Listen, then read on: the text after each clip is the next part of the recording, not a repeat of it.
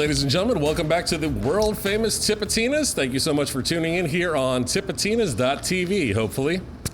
Please go ahead and like and subscribe all of our videos, our posts, our social medias, etc., etc., etc. Thank you so much to Tipatinas for allowing us to use the space, and thank you to nugs.net for the usage of their equipment. No big rants or anything like that. I think I'm going to go ahead and get on with my intro for the evening. I wrote a pretty good intro for this guy. I think it'll be pretty good. So tune in or stay tuned because it's going to take a minute. Today I'll be talking with a man of many talents, but he is most well known as a musician. It's possible you know him as your neighborhood bartender and trivia master of ceremonies at Cutter's. It's also possible you know him as the host of a weekly radio program on 102.3 WHIV-FM called Mega Music Monday. It's also possible you know him for his recent dive into the cinematic universe with his performance in the movie Bloody Nose, Empty Pockets, where he portrayed a bartender that is also a musician. Quite a stretch. You can also add festival creator and promoter to his resume.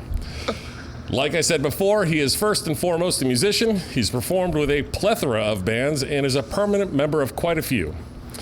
For instance, he plays in a tribute band honoring a certain Swedish pop supergroup called Abenoon Delight, and you might know his alter ego Pepe Pellegrosso of Rory Danger and the Danger Dangers.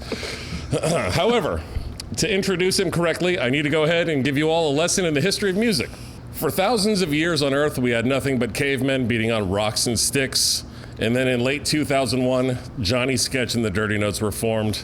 The end. That is the history of music right there. So please help me welcome the lead singer, guitar, and electric cello player of the greatest band in the history of all time, Johnny Sketch and the Dirty Notes. Please make some noise for Johnny motherfucking Sketch himself, Marc Paradis. Oh my God. Have you ever gotten such a good intro before? No, man, that was great. That was pretty good, that right? Was great. Dude, that took me like 10 minutes to write. Wow. Like, I really had to lean in. You typed it? Yeah, I typed it. I typed all of it. And don't worry, I summed up your entire life and career in one page. It's amazing. Magically. It's both remarkable and kind of sad that you did a great job. That's my whole life. You got it all. You didn't miss anything. All right, so great to have you all here with us. I guess that's the end of it. That's the whole thing, really. Yeah, totally. Let's go ahead and start at the beginning. Marc Paradis, where are you from? I am from the state of Maine. I was born in Bangor, Maine. Not Bangor, as some people like to say. It's Bangor. It's that hotbed of funk and culture. Yes, known for its soul funk influence in the music scene. I was born in Bangor, Maine in 1980 at Eastern Maine Medical Center. I grew up there in the town of Old Town, Maine. If you're a canoe enthusiast, you know Old Town canoes. Yeah, well, there's like two brands of canoes, like Coleman and Old Town. It's funny you should say that because most of our watchers are actually canoe enthusiats. Yeah, well, yeah. We have a significant That's one of y'all's following. hashtags, right? It's like funky canoer or something like that. Yeah. Yeah, well, good. We're reaching our desired audience. So Old Town Canoes, that's my hometown. It kind of tells you a little bit about where I'm from. It's not a lot going on. All right. It's beautiful, though, and it's really, I still have all my relatives live there. Moved on to Massachusetts. My dad was a Marine. I ended up there for 4 years in Plymouth, Massachusetts. You've probably heard of Plymouth. There's a rock. Yeah. There's a rock, big rock scene as well. Okay. Rock and roll. I didn't know that. There's not at all, actually. Okay. Right. Lived there for 4 years. That was really cool. Then I moved to Kansas, near Kansas City area, actually. Which surprisingly was great. That was where I started playing music in Kansas. Okay. All right. I picked up the cello in Kansas. I was in a youth orchestra there.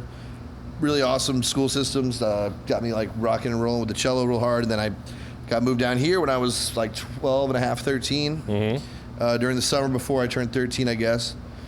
And it was tough, man. It's the summers here rough. When you move here with no friends in the middle of the summer, and you've never been in the South during the summer, and you move to a place where there is no string program at all whatsoever. Well, it was a bit of a culture shock. In town, or I lived in Mandeville for the first so you lived on the North Shore. I lived in the North Shore, not in the city, no. Yeah, not specifically known for its orchestra love on the North Shore. Well, no, and nor is it really over here. I mean, there's a little bit more of it at some schools, but anyway, it was just a tough summer, and then I finally, after all my ranting and raving, here I am. 30 years later, 28 years later. Well, we'll go ahead and step back a little bit. What was the first music that you loved when you were a kid? The first type of music? Type of music.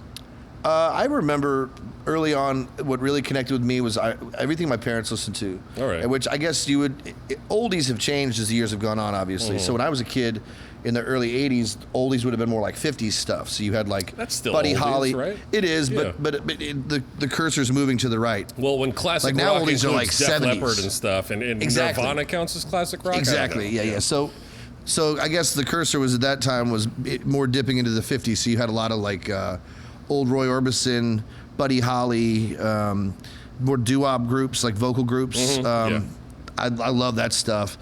Anything where like the original video was in black and white. That was kind of the area of music that I'm talking about. So I love that, and I just remember like my dad was really into music, and he always had it on the car.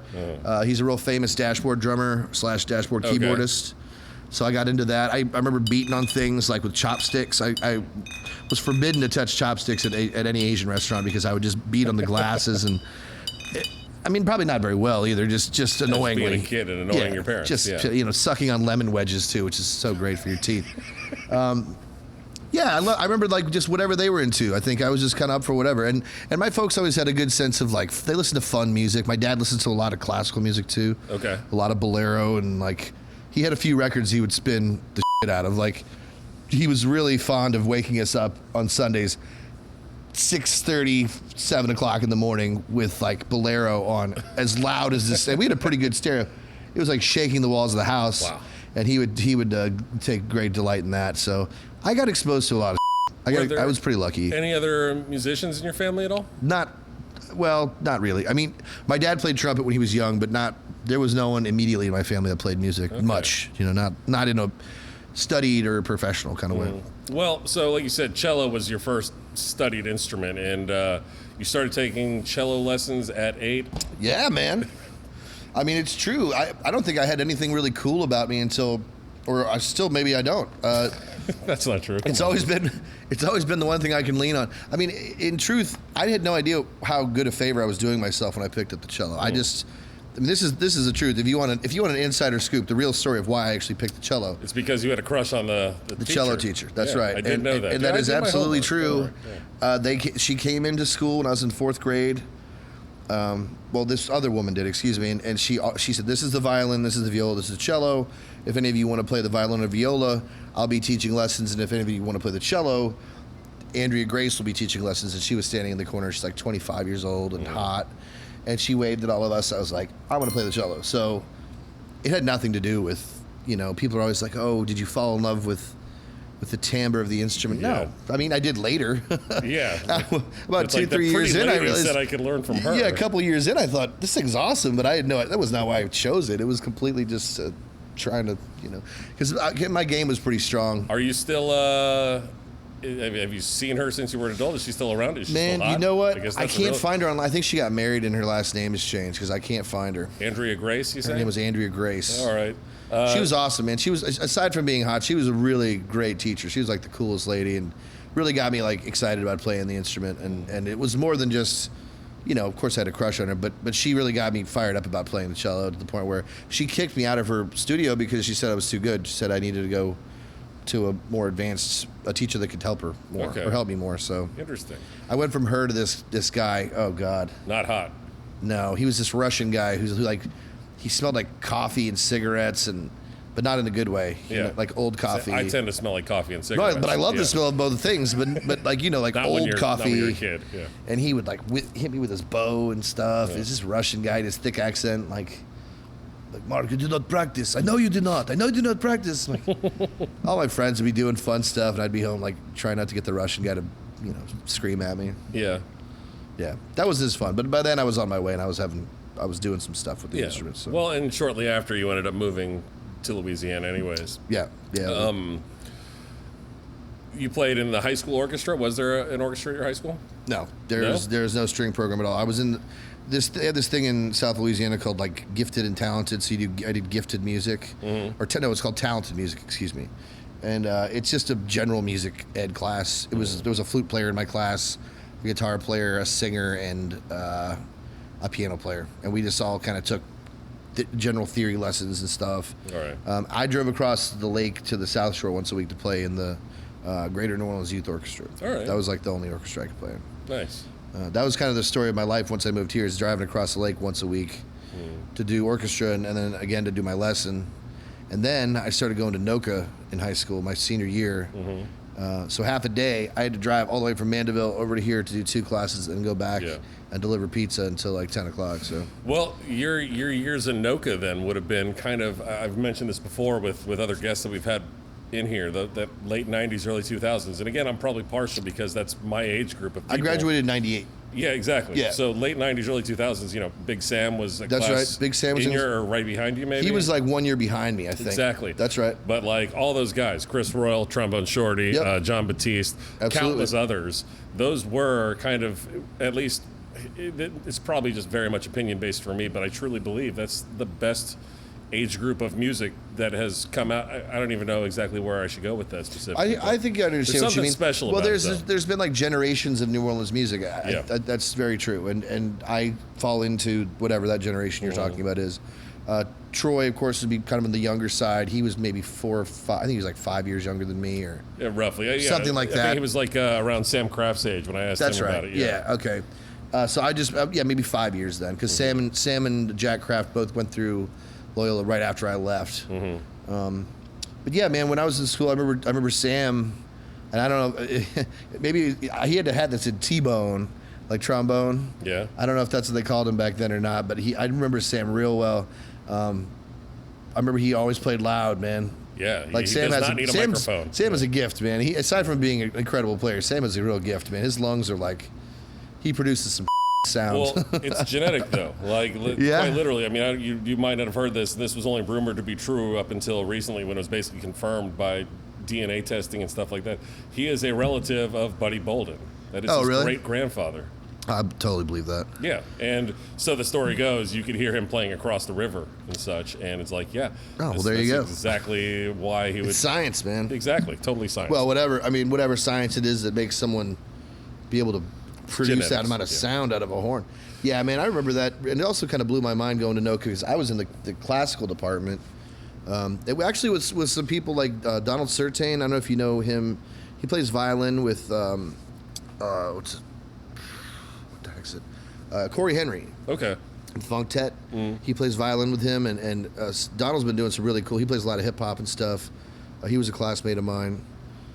And Harry was my classmate at NOCA, Harry Harden, former Dirty Note. Well, Dirty Note for life, Yeah, Dirty Note for life, founding member. Founding member. We'll get into the Dirty Notes, don't worry. Yeah, sorry. I got one or two questions about it. That's all right. Well, we can go ahead and, you mentioned Loyola. I assume music program, classical music program. Yeah. Loyola, playing cello. Yeah. I went to, I kind of ended up going to Loyola. There's a long story there, but we'll just say that there was a couple other schools that I was pretty well locked into. Cal Arts was actually the school, which John Fralick, the guitar player here in town, ended up going there years later.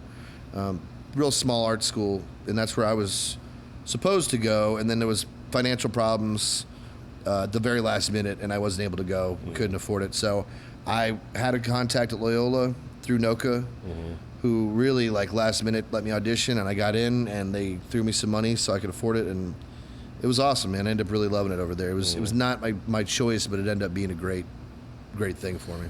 When did you start playing guitar? And I learned last week, because I watched your Funky Uncle show from the Funky Uncle Lounge last week, and it was awesome. Love it. Thanks, they do a man. great job over there. I'm glad that they do a great job. Yeah, it's an awesome production crew. Christian's awesome. Chris is awesome. Like it's just a great crew of people. Totally. But I heard you say that you actually learned bass before guitar.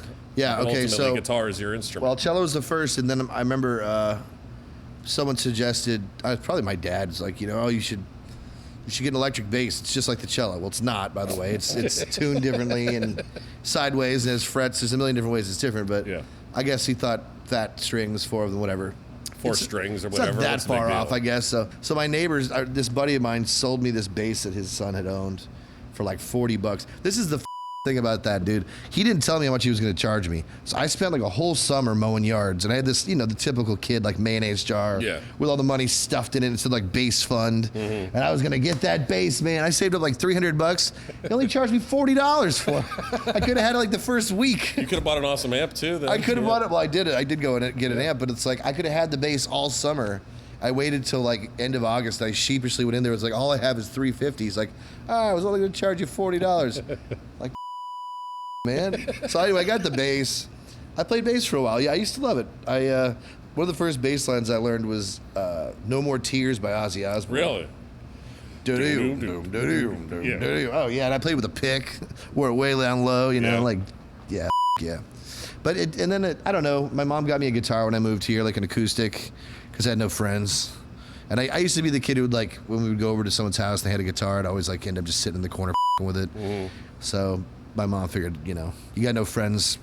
At least entertain them. You entertain yourself with this. Kids, all right? Yeah. No, I mean, I would just sit in my house. My mom would watch soap operas and I would like play guitar. So yeah, I just picked it up, man. It was always a secondary thing for me though. I never took any lessons or anything. All right. Just it was sort of like my release from. I would learn, Offspring songs. You remember that? Was that one? Smash. Well, the Smash album from Offspring was probably quite iconic for you. I mean, is that the one? Is it Keep 'Em Separated? Yeah, Keep 'Em Separated. Okay, yeah. That was a big album when I was 6th or 7th grade. Yeah, man. Yeah. It was like Weezer was big. I remember there was a lot of songs I remember kind of picking alternative out. rock it was strong in the 90s for sure. Toadies. Yeah, Toadies. I'm from Texas. They were huge in Oh, Texas. yeah? Okay, that's a great I think they're band. from Fort Worth or something. But yeah, they get a lot of airtime in Texas. Oh, I love sure. the Toadies, man. Yeah, we could do a whole podcast about that if you want to really go deep into like. Dude, that's gonna be volume 2. The 90s. We're gonna talk rock and roll. just about 90s alternative. Dude, I have a Spotify down, man. playlist of like 1,300 90s Harvey alternative Danger. songs. Oh yeah, dude, Yeah, man. Let's do it. we man, now I kind of want to just talk about 90s alternative. Yeah, we'll come back tomorrow and do just 90s alternative stuff. So the band Johnny Sketch, the Dirty Notes, while you guys were at Loyola. Yeah. I understand Dave and Andre were both dropouts. Did you end up finishing? Yeah, I did. It's something really abrupt and brutal about calling them dropouts. I guess they were. Well, Andre was on the 16-year program or something. Dre went back and finished. He wasn't ready to be in school. I get it. And Dave just felt like, I want to be a musician anyway. Mm-hmm. Why am I wasting money? And in his defense, it's kind of worked out. He is still Do doing. you get paid more for having a degree in music when you're on stage? Yeah. No, not at all. Yeah. I did finish. I finished my 4-year degree miraculously. I don't really know how, but I did finish. And in my senior year, again, Dave and Dre weren't in school at that time, but. The whole, the story. It's the battle of the bands. We're here to tell the story. This is what we're doing. Okay. This is going to be for your biopic in 30 years. They're going to reference this interview. It'd be over the credits. Yeah, totally. Actual footage of the real. Yeah, okay. Yeah, for sure. When I'm played by like some kid that isn't alive yet. Yeah. We had a battle of the bands that came up during my senior year. It was going to be on September the 20th, 2001. I remember it was 9 days after 9/11. And Dre's girlfriend at the time was running the Battle of the Bands. Mm-hmm. We thought it'd be funny if we put one together. Yeah. Because we figured she'd have to accept us. His girlfriend. What's she gonna do? Like, you aren't good enough. I mean, So we made this audition tape in my living room. It was awful. I mean, it wasn't even like.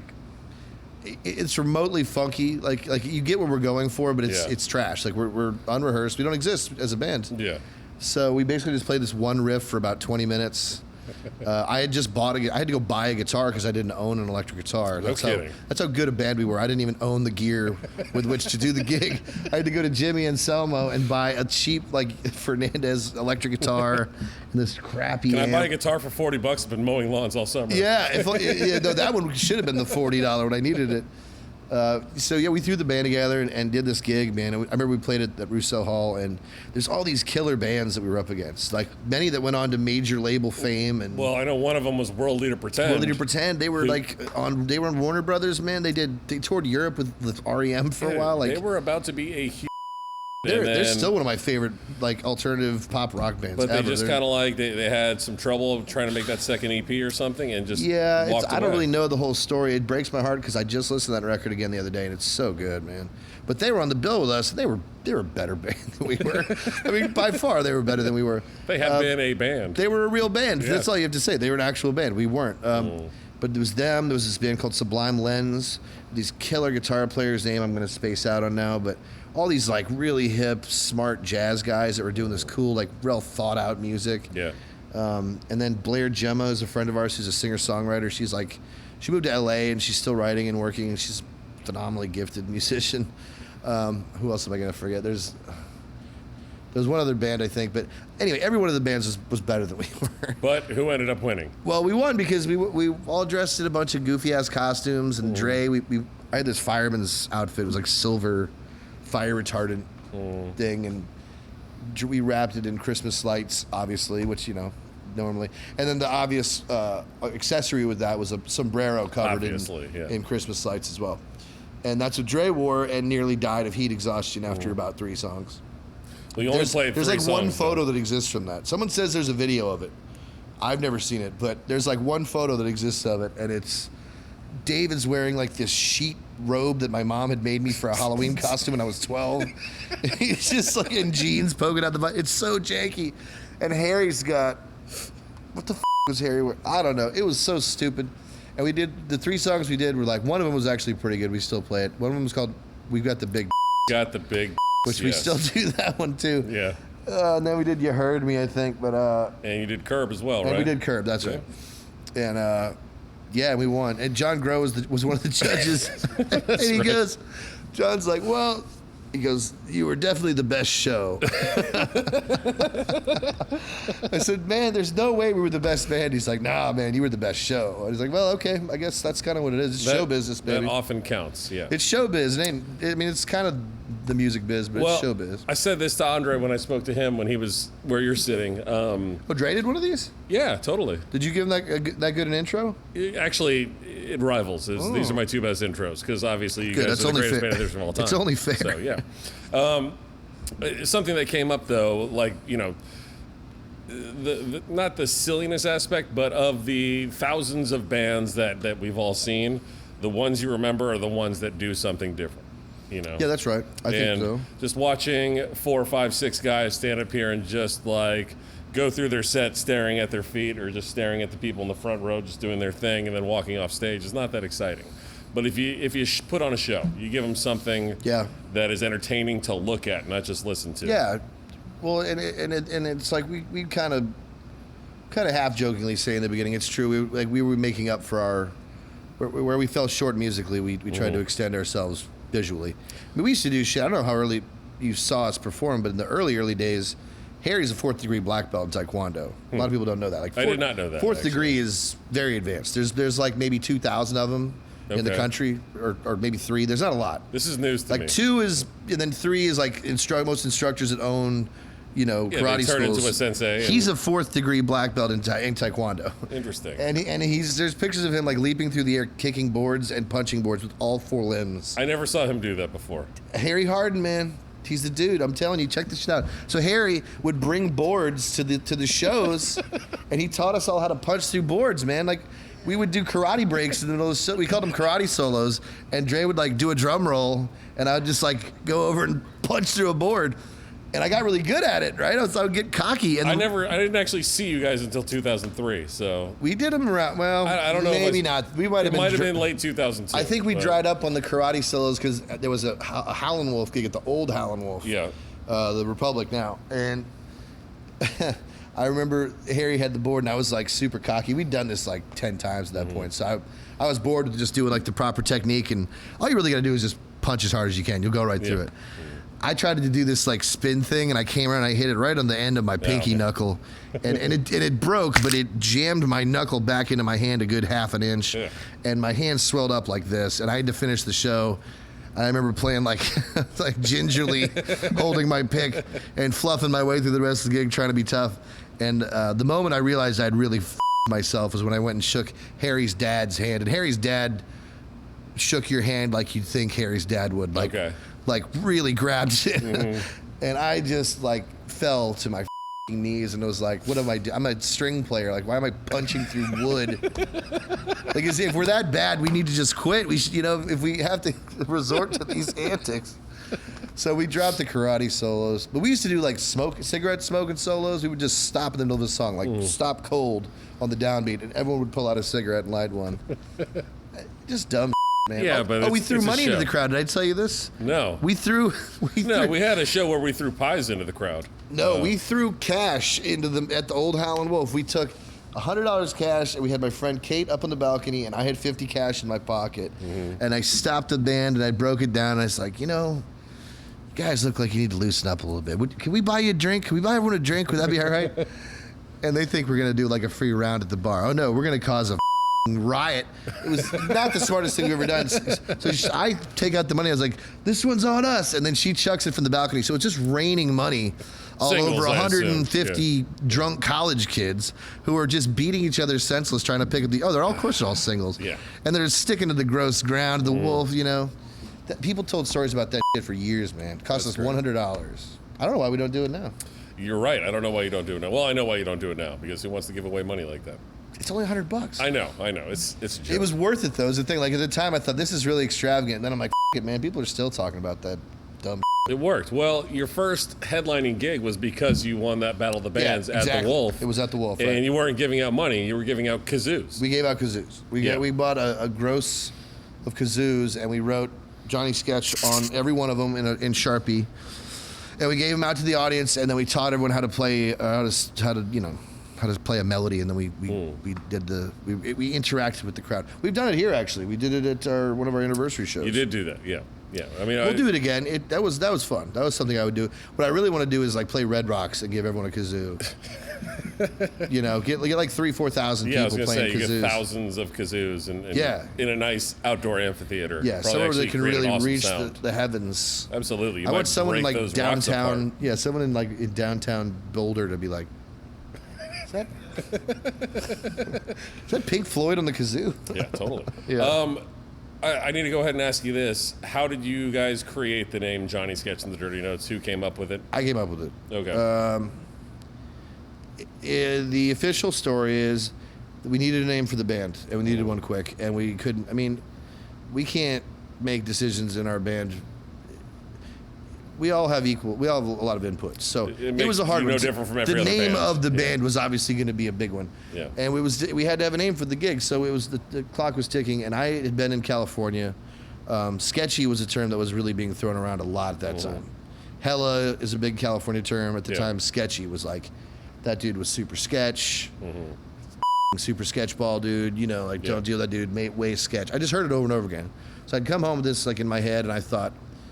I also really liked band names that were like so-and-so and the so-and-sos. Yeah. I thought that was classy. Kind of going back to what we were saying, what we were saying about my early stuff with my folks music, like it's early, a Bill classic. Haley and the Comets, or Exactly, Buddy Holly and the Crickets. Yeah, Paul Revere and the Raiders. Yeah. Exactly, great band. Like Mitch Ryder and the Detroit Wheels or whatever. I don't know. I'm making up band names now. I'm like mushing two together. Sorry. Anyway, yeah, man. So I just came up with this thing. I was like Johnny Sketch, and I also think like the Ramones thing is great. They're all Dee Dee Ramone, Joey Ramone, but none of them are actually named anything Ramone. That is not their name. Yeah, I love that. It's a bunch of nice Jewish boys. It's like having a frat name. Like I thought it'd be funny if we all had a Johnny name. Yeah. So my initial idea was rather than being like everyone Ramone, we'd all be Johnny something. Yeah. And that's still kind of how it works. Like we give honorary titles to band members and people who have worked with us. They're Johnny something or other. Yeah. And there's like 100 of them by now, but There's a lot. there's a lot. But then Dre decided, and you have to ask Dre. He's a special spirit. I don't know why he wanted to be Dirty Johnny. Well, That was his thing. He kind goes, of my next question. I want to be Dirty Johnny. I was like, okay, why? Well, it's the dirty notes because as far as classical music, there are certain types of. I'm not a musician, but from what I understand, there are certain notes that are dirty notes, as it were. Well, it's. I mean, it depends who you ask, I suppose. I mean, if you're trying to play in a tonal center, like a key or a scale, you can do whatever you want. I mean, every note's valid. There's no such thing as a wrong note, depending on what you do with it. But if you play something that you were shooting for wrong, and it just isn't right, like it's a melody that you were trying to play and you played it incorrectly, to be kind to ourselves, we would just refer to those as dirty notes. They're not wrong, or clams is a term you hear a lot. It was a bunch of clams. It was they were dirty notes. It sounded cooler and it gave us a little bit of leeway. Like, oh no, man, that's just our style. And we've always been asked this, like, you guys are classical guys that went funk or went rock, and I never really even thought about it like that, man. I grew up playing in little garage bands, and so did Dre, and David was in Head Pro playing metal. You know, like it was always just a different part of what I did. I never was like I didn't like go rogue, you know, and like rip off the tuxedo one day and if man, you know, give me a guitar. Like, no, man, I always played the guitar. We just kind of did that instead. And it's funny now that I make a living doing that because I was so sure I was going to be one of those guys that played cello for a living. And I guess I kind of do. Yeah, totally. Go around the horn and explain how everyone got their Johnny monikers. Oh, God, there's so many of them. Well, you don't have to do all 30 of them. It's like the Simpsons characters, you know. Totally. I got to get a map. It's huge. 300 of them, yeah. The early ones, my favorite Johnny name of all is Nick Volt's Johnny Fashion. Johnny Fashion, yeah. Because he is Johnny. I mean, there's just no more Sharp. right on name. He is Johnny Fashion. That dude he'll go and buy clothes and hang them up in his closet and just live with them for like a week. Not wear them. He just lives with the vibes before he'll wear it out. And then he returns like 4 of them. Okay. And only one will make the cut. Sometimes none of them make the cut. Huh. He'll hang like a shirt on the back of his door and walk by it like 3-4 days and just go, not feeling it. Oh, goes back to the store, man. That's wild. Slave to fashion. He's a great dresser, great guy, one of my best buddies. Let's see, another good Johnny name. Johnny Hitman was our sax player. Tommy.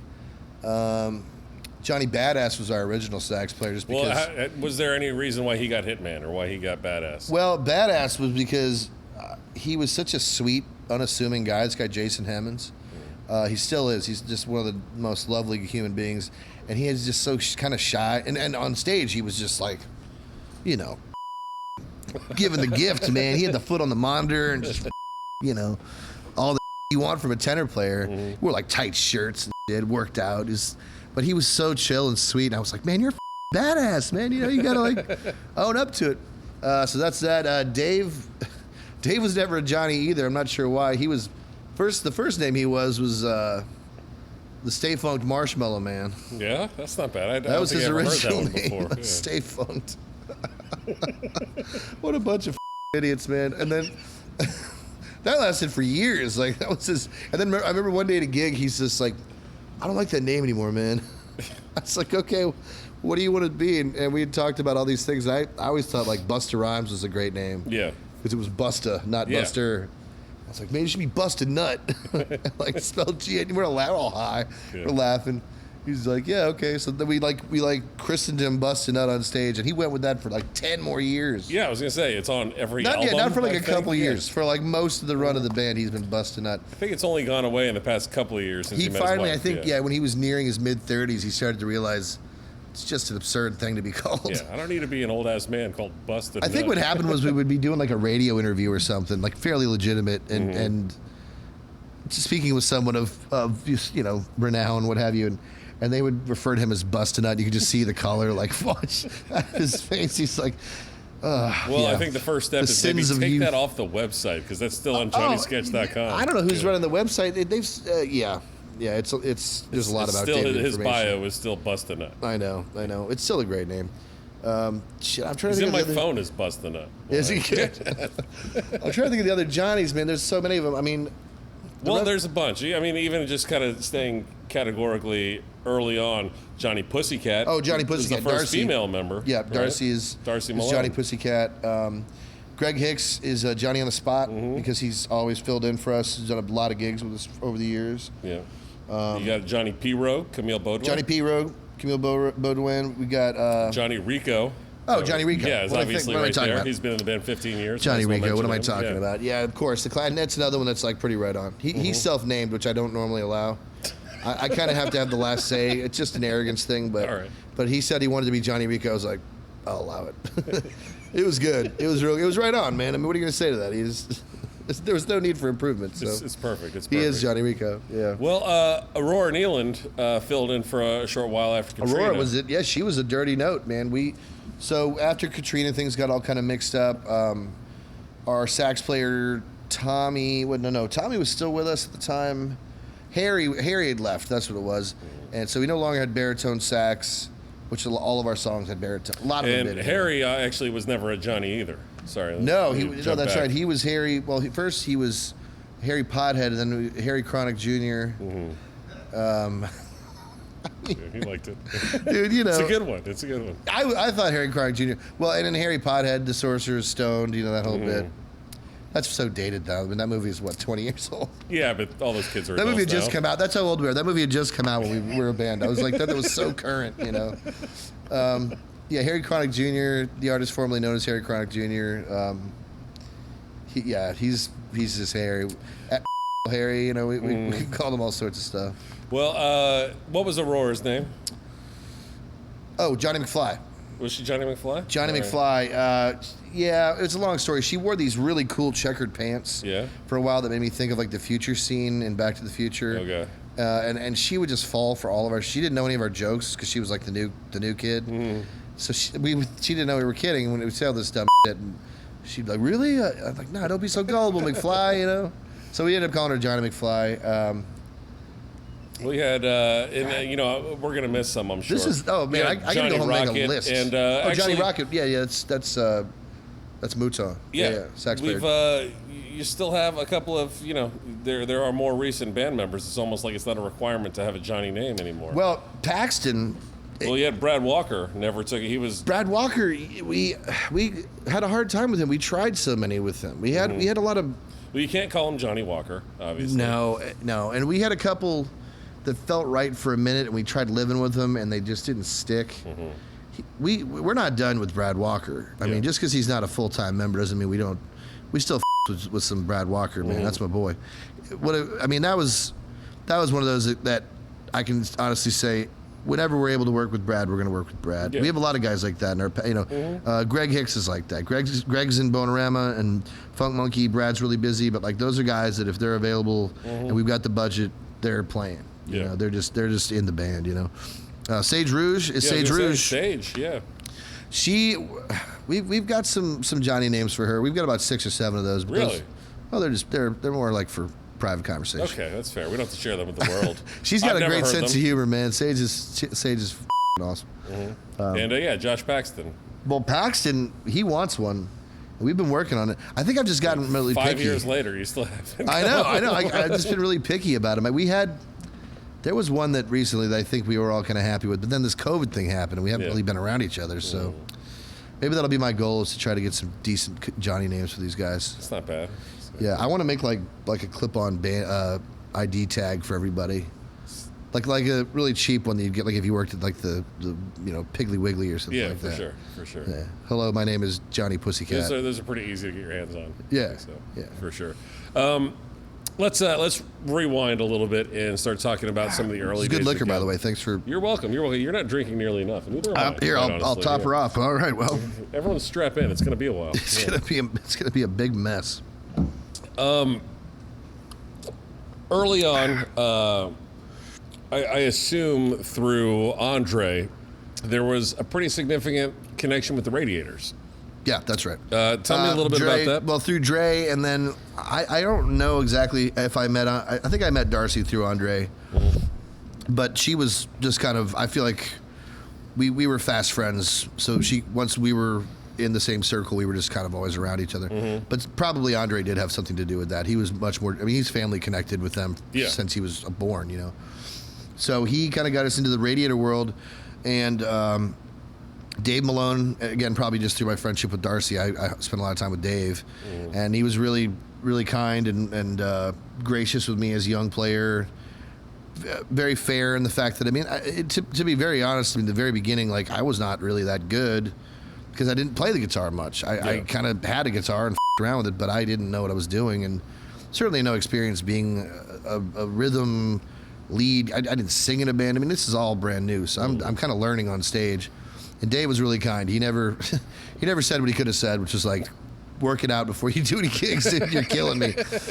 He did say at one point, like, your amp sounds terrible. You need to get a better one. Yeah. I'm giving you an amp until you can pay me for it, which is the amp I still use, my Buddha. So No kidding. That's cool. that was Dave Malone, half pitying me, half forcing me to get a better amp. Like, you sound like shit.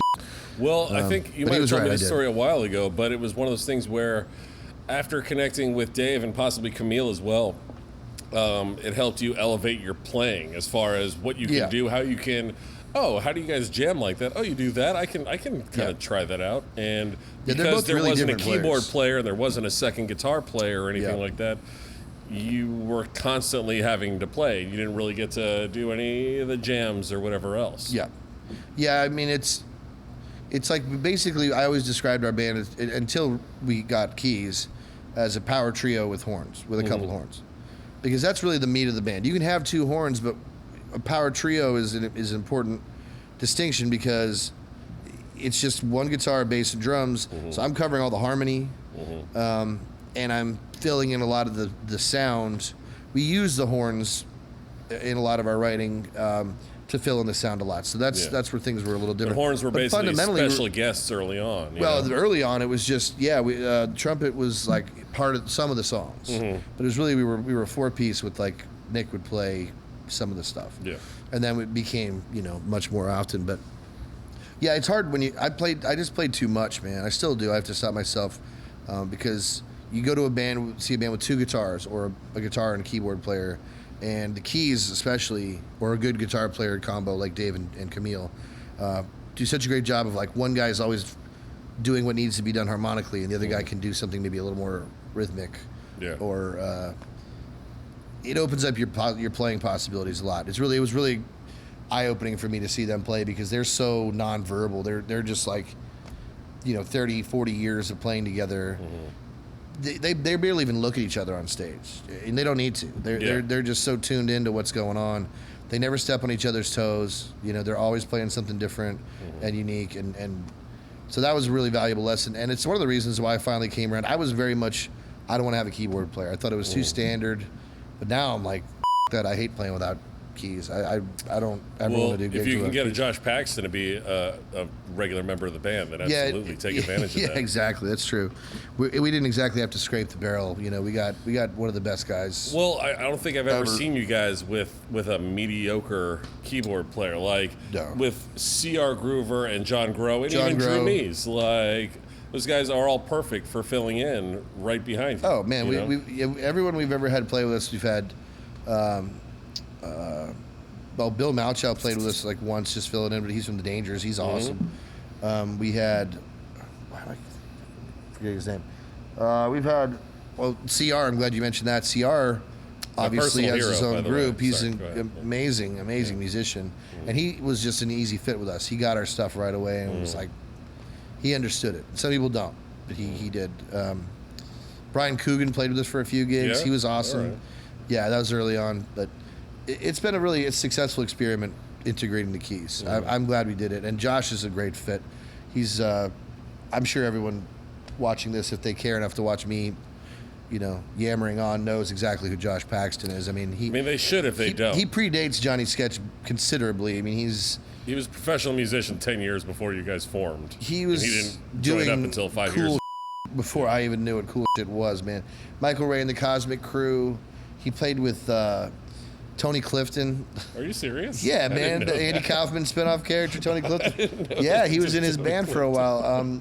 He's in the Afghan Wigs. Yeah. He's done all kinds of crazy. But aside from he wrote the book on Booker. Yeah, I was going to say, aside from bands he's played with, he is literally a student of piano and putting out charting Booker and Professor Longhair songs. Which is so hard to do. I mean, I know. I guess it's sort of as a studied or whatever. I learned music in a formal setting, so I've had to take classes where you transcribe stuff, and it's time consuming and it's hard. And even if it's really straightforward stuff, you have to stop and listen. Right? He's imagine if it's James deciphering Booker. all that madness that's going on with James Booker, and there's 10 fingers on your hand. You could be playing 10 notes at a time theoretically. He picks all that stuff apart and. Yeah, Josh is sort of like the mad genius that if he turned on us, we're all. If he ever shaves his head, we're all gonna die. Okay, keep that in mind. If he gets like a bald cat and starts carrying it around, then we're all gonna die. Let's go back just a little bit. We mentioned Katrina earlier. Harry ended up leaving the band. I don't know if it was because of Katrina, or it just happened to line up. Life stuff. I mean, he was not getting because married. Of Katrina, but I mean, that was that one catalyst moment that was after Katrina. Yeah. Yeah, I suppose so. I mean, and Nick ended up leaving as well. That's when we got Omar involved. But Harry did leave shortly after Katrina. I think it was just. It's hard to be in a touring band. I mean, I think Katrina, he started having children. I think that was probably a little bit after that, but It's tough. We were at that time. We were really like doing it full time. We hit the ground running. I mean, 2001 was our first gig. By the summer of 2002, we did a long tour, and we didn't really look back. We pretty much from the fall of that year, after we got back from that tour, we tried to book every gig, every place we could, all the time. So we had the van. We were just on the road constantly, and when it's the early days, you do a lot of gigs for nobody. You know, you're trying to crack open new markets half the time you play, and so yeah, and you don't mind sleeping on floors because you're young enough and dumb enough. Sleeping on floors and begging people for places to stay at the gig. We used to be Are really you good having at that. fun? Can we stay in your garage? Yeah. Oh yeah. We've definitely done. We've slept in garages, basements. I slept on someone's basement floor. It was a cement slab floor in a sleeping bag. It was just I was tired enough. It wouldn't have mattered. I could have slept on nails, but yeah, man, we were young and dumb and having a good time. But it does wear thin even after. It's the reason I think there's like a window, and I can't remember exactly what I figured it out. It's like 5 years or something, but a lot of bands had this big kind of upswell in the beginning. It's all exciting and it's all gonna happen and everything's gonna be f***ing great. And then they want to I'm gonna get out there, man. I want to hit the road. I want to be and they don't care. Like they'll do the grittiest stuff, but then you do like the second tour of the gritty stuff, and maybe the third, maybe around sometime on the fourth tour, you're leaving your girlfriend at home. And you're going out to sleep on some more floors, and that club you've done 3 times just isn't taken. There's not that many people there, and it starts to be like, man, this. I love playing music, but this is a drag. That's why bands like Galactic and all these bands that just worked until it worked. I have a lot of respect for that. It's really hard. You have to stay at it, and it does take time, and you do have to get some breaks. But it's definitely just persistence, man. Well, I mean. Again, I'm biased because I do believe you're the greatest band in the history of all time, but Katrina was kind of that thing that kind of stopped that momentum for you guys, at least, because it basically scattered you guys apart for a while, and you had to restart your band. With the initial lineup, it did. It was like getting, we took some heavy shelling and the boat nearly sank, but the three of us, Dave, Dre, and I, always really wanted to just play, And we've always had this joke that Johnny Sketch will probably never really break up, because all that would mean is like we would break up, and then 2-3 months later I would call one of them and be like, hey man, I wrote something.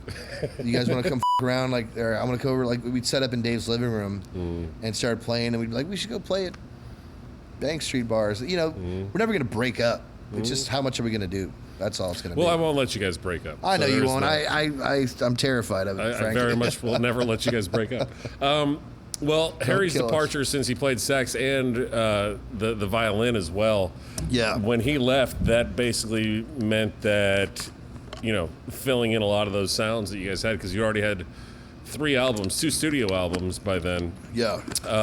Started busting out that electric cello, which is one of those things. Well, no, that not yet though, because a little bit later I did that. Was it? Oh, I thought it was within not a year. Not a whole lot later. Aurora though, she was the middle ground at first, because Aurora played soprano sax. Yeah. So we would use the soprano sax on a lot of songs where there would have been violin. And then shortly after we hired Aurora, we also hired. We were her first gig when she came to New Orleans. I think we got her on Craigslist. That's where all the girls are. Yeah. Yeah. And the best thing is I talked to her on the phone. I said, hey, so we're looking for this, and do you play bari sax? She said, absolutely. I found out later she'd never played the baritone sax. Well, she'd played it like in school for like a minute, but she fake it till you make it. She was great.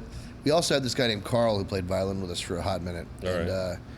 We called him Cold Carl, man. He was a guy. He went to Eastman School of Music. He was kind of like a child prodigy, real deal child prodigy. High level player, super gifted. Just never played out of tune. Really high level though. But like he was high. He got high, and he's better now. He's a good dude, and we love him. But he was at a stage in his career where he was kind of fucking up, and we got him sort of mid stride with his drug addiction, and it didn't last very long with him. Only about a year and a half. We did do a jazz fest with Carl. That was really good. That was when we got written up in Rolling Stone the first time. And there was some good year. There was about a year with Carl that was really good. There's some great recordings from that era that I can find for you where he's really crushing it. The Rolling Stone by David Frick. I think he was the one who wrote that article. Yeah. And gave you guys a tremendous Senior quote. editor. Yeah. Senior. That is still used, obviously, because it's really cool. That's in every press kit we've got. Are you kidding me? Absolutely. So I put it on here. David Frick from Rolling Stone, quoted as describing the band as, what you get if Fish had been born at Tipitina's and studied under George Clinton and Frank Zappa late every night on the levee. So that hits so many buttons, man. I got Zappa.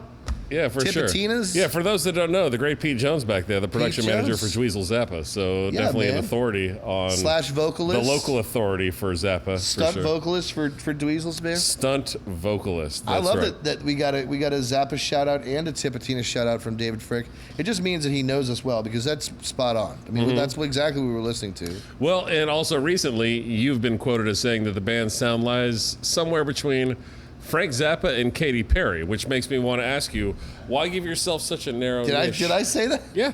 Where did I say that? I have to dig up the source, but you absolutely said that. Zappa and Katy Perry, huh? Yeah. I like that answer, though. I don't remember saying that, but it's pretty f***ing right. Stand by it. I'll tell you why I like it, because I will listen in any given day. I will listen to Frank Zappa and Katy Perry, for example. I mean, I don't give In fact, I happen to know that I like all of it, man. You are quite the fan of the Indigo Girls, as a matter of fact. I love the Indigo Girls. And obviously ABBA. I love ABBA. Yeah. I love pop songwriting. I mean, I'm a big fan of pop songwriters, man. Whether it's radio pop straight ahead, like really really glossy pop, or I like jangly kind of acoustic guitar or singer songwriter pop, or I like 90s pop rock. I mean, dude, I don't know. The one I'm having a hard time getting into, and I'm really immersing myself in. What don't you like? Well, I don't like anything. I have a hard time with some of this modern country music. It off, but then there's like a great band like the Dixie Chicks. I love the Dixie Chicks. Okay, they're so talented, man. They write their tunes and they play really well. They sing well together. They're not afraid to be like, independent and stand for what they stand for. I love the Dixie Chicks. I really like Zach Brown Band has their moments where I'd like them. Obviously, Chris Stapleton, is that his name? The guy with the beard, the handsome dude who sings that Tennessee Whiskey song. Why don't we ask Brad Walker, because he's in the country world as well. Well, there you go. And that's another great example. Sturgill Simpson. Sturgill Simpson. That's right. He's actually pretty good. I've heard. I think it's weird. I mean, I know he's country, but he's just so much more Americana to me. But anyway, there are some real shining lights in the country world these days. And even some of the poppy stuff, I can get into it once in a while. I just have had enough about hearing about every goddamn country song these days has to have mention of jeans, driving a truck down to some body of water, whether it's a lake, the beach, or the river, with your girl, and there's a mention of ice cold beer in every. That's been happening song. For at least 25, No, 30 but this years is the new in country equation, music. man. I'm telling you, the old one had more like your mom got run over by a train, stole my dog. There's the old country. These are the new tropes of country music. Well, what happened ice cold is beer. people like Kenny Chesney started selling out arenas. That's exactly what it is. 200 dude. nights a year. Kenny Chesney is the voice of Satan. He is the harbinger of all that is evil in the fucking music world. And he seems like a nice guy. I'm sure he's fun to hang out with. I'm sure he's real I got cool. no problem with him as a dude. I'd love to party on his yacht. But yeah, he tapped into that formula as really long as hard. I don't have to listen to his god-awful music, I'll hang out with him all day long. Yeah, man, I just can't. I can't listen to that. It makes you want to throw up. But I even like electronic music. I'm kind of giving it a shot and going more for listen more to that. And I found some really cool stuff that I'm enjoying. So yeah, man, everybody's just gotta give it. Open your ears, unless it sucks like country music. But I even like country music. Like Sugarland. My friends in Sugarland, they were a great country band. There you go. Let me ask you this. You mentioned hitting the road, hitting some of these venues often. And I'm asking you this specifically because of the timely nature. For those of you who haven't been watching, there was recently a terrible storm that came through and damaged the place that you guys are definitely regulars of, called the Paradis Inn. Oh, yeah. I was going to ask you about venues that you play often, and I know since it's right down the street, 3 hours away or whatever, it's down the street. And you guys, every time you head out of town, you always stop by the Paradis Inn, which was devastated by the hurricane. Yeah. And also, more to mention that, what venues and markets have you seen the most success in? Because you guys are quite popular in Florida. At least you tend to, every time you leave town, you always swing through Florida. We do well in Florida. That's a weird one because Florida is a tough market for a lot of the rest of the country because it's a peninsula. So it's not on the way to anything. Especially South Florida is not on the way to anything. No, you guys play Key West at least once a year. Oh, we go 2 or 3 times a year because we're willing to go. We're huge in Key West. Yeah. We're the biggest band that plays at the Green Parrot. I mean, we pack that place every time we play. We play New Year's there for 11 years. Yeah. And we have local fans there, which is crazy. We're not just like... It's not tourists that are wandering in. It's people that show up to our gigs. I mean, it's awesome. But again, it's because geographically it's so isolated. It's a peninsula. Yes, we do well in Florida. The Paradise is awesome. We have had great luck in... some cities have been good to us. Baltimore, New York City. We never got anything going in Boston. Chicago never really got anything going. I'd love to kind of go hit that up again because I think there's I think Chicago's a big enough city that there's absolutely a market for you guys. There's people that would dig us for sure. And we've got connections up there in Wisconsin and stuff. But we do well in like Colorado has been big for us. With the West Coast, we always play out in California. Yeah. So those are like my favorite places. We used to do a ton of work in the Carolinas. We'd go up to like North Carolina, South Carolina for 3 weeks and just run around there. And we still could. We just got to a point where we kind of play the gigs that make the most sense and just say to hell with the rest. I mean, I'm going to be 40 in like a week. You know, I don't think I'm going to be on the cover of Rolling Stone, man. I'm okay with it. I don't really want to be. I mean, we'll talk to David Frick and see. Well, I think if they want to do a cover article about me, I'll whatever. I'll put a sock on my or whatever they want to do, but it's not going to happen, and it's okay. I mean, I think we're all really happy with we can fly out and play like a good weekend in the D.C. Baltimore area and make money and have fun and see people that care about our band and connect with them, and then fly home and be with our families and not be on the road for 3 weeks. You know. Yeah. Feeling like you're not connecting with your life, and like I said, even bands that are successful that are doing it and having success every night, playing for full rooms. I still know that the toll it takes just being away from your family and doing that professionally. It's hard. It's really fucking hard. Well, you guys also, I think, have a burgeoning audience for whenever things open up again and you start hitting the road again in Boca. I know you play the Funky Biscuit a lot whenever you come through The Biscuit Florida. is closed. But is it permanent? Yeah, I think. I don't know if it's permanent, but they're closed indefinitely. I thought it was. Yeah, well, that's a shame. I was only going to say that because I know since my parents moved to the area, they're slowly getting their retirement community to become big fans of Johnny's. I forgot that your parents 2 fans at a time. Yeah, they're man. building you an audience. They're loyal though. They've come to a couple of them. I think at this point. I think 2 or 3 for sure. There'll be some. Either the Biscuit will reopen or something will be happening down there. We'll see your folks again. Well, I think they might have a little rec center in their gated retirement community. Oh yeah. So maybe you should start playing private gigs. Hey man, that's what you call the 300 elderly. The next level is the seniors rec room at the Del Boca Vista. And I'll tell you what, Del Boca Vista. Here's a funny side note, not to stray too much off talking. This is speaking of Beach seniors. Better have my money. That's me in my future, man. Nice. I'm getting that metal detector going down to Boca. They had on the 4th of July weekend. This is an absolute true story. They had a Neil Diamond tribute band. Do you know what the name of the band was? Don't tell me. Let me see if I can guess. Yes. It's a Neil Diamond. Coming to America. Nope. What's that song called? Cracklin' Rosie. I don't know. No, what is it? What? The Neil Diamond tribute is called Neil Zirconia. Neil. Oh no, Neil Zirconia. Yeah, because that's fake what diamond. You told me that. That's such a great diamond, name. Dude. And turns out not so good. So sorry to trash Neil Zirconia. But that's still a great name. It's a great name. That's like what, and I think that's why they booked it. Obviously, that's like me and Dave Malone. We have more band names than we have bands, and we're dying to use them. So it's probably like one guy thought that'd be hilarious, and they scrapped together a really bad Neil Diamond cover band. Yeah. Just to use the name. Just to use the name. Yeah. Like, if we ever start right now. We ever had a Neil Diamond cover, man. I got the name. Well, I wanted to be, when we started my ABBA cover band, me and Alexander Scott, I should say, my very dear friend who I love, singer-songwriter, immense talent. I wanted to call it Abacadabra. That's not bad. But that's taken. Is there an Abacadabra? There's already one? Abacadabra is taken. It's an ABBA cover band. They actually played the casino here, but But then, I mean, the name that's been taken, it is the best ABBA cover band name ever, is Bjorn Again. That's pretty good. Yeah. That's pretty good. It's really good. And they're Australian. Is funny. Yeah. And they're Australian, so ABBA's huge in Australia. So that band sells like 10,000 tickets. For sure. Well, now that we're talking about ABBA, is there a specific place where the ABBA comes from?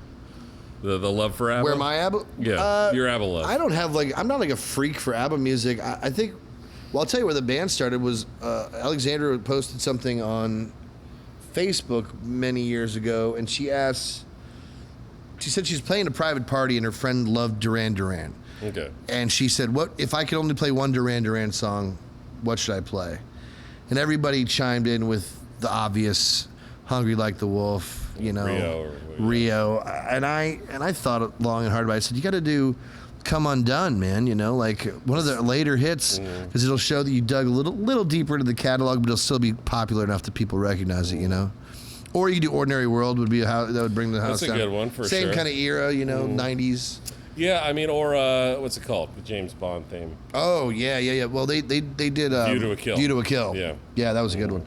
But so that was my contribution, and somehow that went into, Mark, you really know pop music. Too bad you don't know ABBA or something like that. I said, I know ABBA. and it was more of an idea. It was like, I dare you, Yeah. It was like, hold my beer and watch this. She says, we should start an ABBA cover band. I said, time and place. Mm-hmm. You got my number. I private messenger. And she, Alexander's not one to around. She called me like the next day and we set up a meeting, and I went to her house. I had to study all this ABBA music, and yeah, we're good. We're like the Tenacious D of ABBA covers. That's my take on it anyway. That's what we're going for. But it was ABBA specific. None of you has like a tie to Sweden or anything like that. I'm part Swedish. Are you really? Yeah, my grandmother is first generation American from Sweden. I didn't know that. Yeah, her name was LV. Can't remember her. Oh God, I can't remember. Oh, LV Bjorklund. Yeah, like Bjork. Well, there's plenty of other Swedish acts. Ace of Base. The Cardigans. Rednecks. That's Rednecks right. is from Sweden. Dude, you went for the Rednecks over Roxette? Yeah. God, there's another one. Dude, the Cardigans are a great one, too. I love the Cardigans. Yeah. Let's see, Eagle-Eye Cherry. There you go. Eli Cherry's sister is Nana Cherry, who did the Buffalo Stance. You remember that song? No. Can we cue that up, Pete? Go ahead Buffalo and play Stance? We can't do that. Damn it, all right. We don't have the technology. You don't know that song? We can go to the phones, though. Let's go to the phone. No, we don't have Let's phones take a caller. Can we get a caller? Callers? All right. If you're watching this, Buffalo Stance, which is like a 1990... one or two something I would pop recognize, hit. and I'm just yeah, not you rough remembering it. It goes, no money man could win my You can't love. sing it. We don't have the publishing rights. Sorry. Well, I'll mime it to you. No, man, she had a pop hit, and then her little brother Eagle Eye had a hit with Save Tonight. Yeah. They're Swedish? I think so. No. I think so. So I so ABBA Into the Light, and we Aurora, Alexander and I have started to expand our horizons. All right. So we're now we did a Cardigan song. We did a Roxette song. Mm-hmm. So we're doing Swedish pop music is allowed, but only Swedish pop music. Well, dude. Ace of Base, obviously. Go Ace of Base and Rednecks, bro. I did not know that Rednecks was. Is it like is it 2 X's or 3 X's? I think it's just with an X. It's just Rednecks with an X. Yeah, for sure. You mentioned your grandmother. I thought your grandmother's name was Cora Lee. Is that not correct? It's my other grandmother. Okay. All right. So you do have two grandmothers. They're my Cora is still alive. Okay. LV is deceased, but Cora is 98 years old, I think. Yeah. Yeah, she's kicking ass, man. She's doing great. She'll probably live forever. Does she like the song? She does. I don't know that she. Yeah, she's heard it live a couple times. All right. We played it. Speaking of Boston, actually, we did a gig in Alston, which is just outside of Boston, and we opened for Rebirth Brass Band back in maybe 2007 or 8. I think it was 2007 actually, and it was an awesome gig. It was a packed house. We had a really good show, and my relatives from Maine drove down. A few of them did. My grandmother and my auntie and my grandma had never seen me play before. And really, she's like 5. I mean, she was 5 foot. She's probably like 4'6" now. She's this little tiny thing, and I could just barely see her out of the corner in this packed room. And we're playing Coralie, and she's waving her sash around and freaking out. So, yeah, that was a pretty fun moment. I don't know. I think that's the only time that my Maine relatives ever seen me play. Actually, I've never gotten to play in Maine. Astonishing. I know. If you're out there listening, I'd love to get a viable gig in Maine. Would be terrific. Yeah, there's definitely cities in Maine. Augusta's Well, I mean, their August, capital. I don't know. I mean, Bangor's got to. I know they've got to have at least one good venue there. I'll go play Bangor.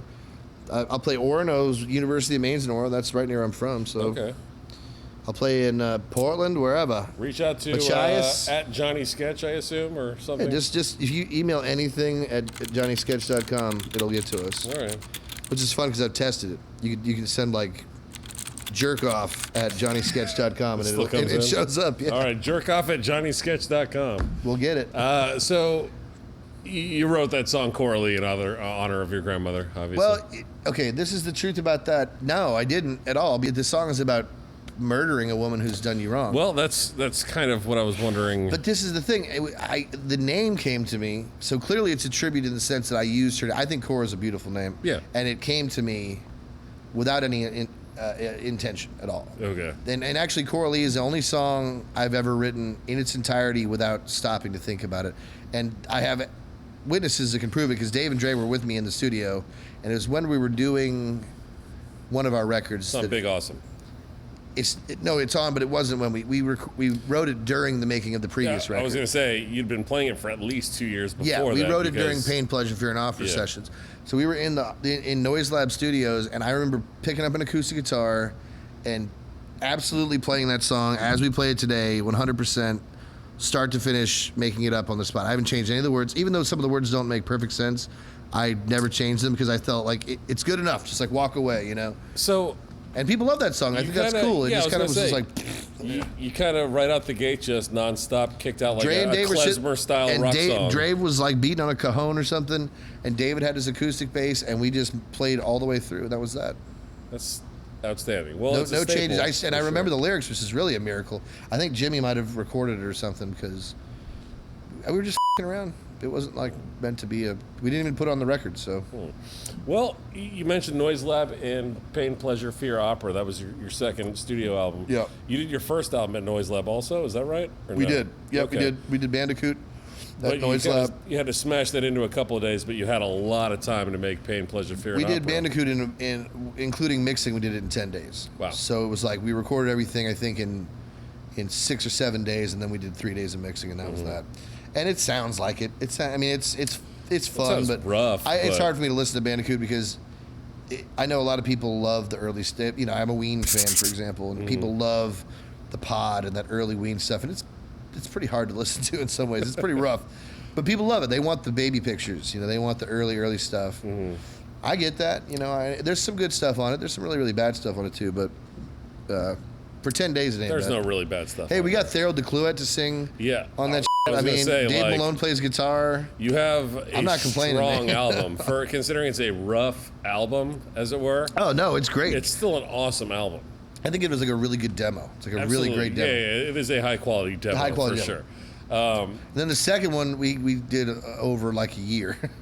Which was stupid. I mean, it's more of a concept album almost. Yeah, it was. Well, the idea was like, I think we kind of, from the very beginning, we were definitely not going up the alley of traditional funk band, you know. Well, there's only a couple of funk songs on it. Exactly. You know? I mean, that's the thing. We're always called a funk band.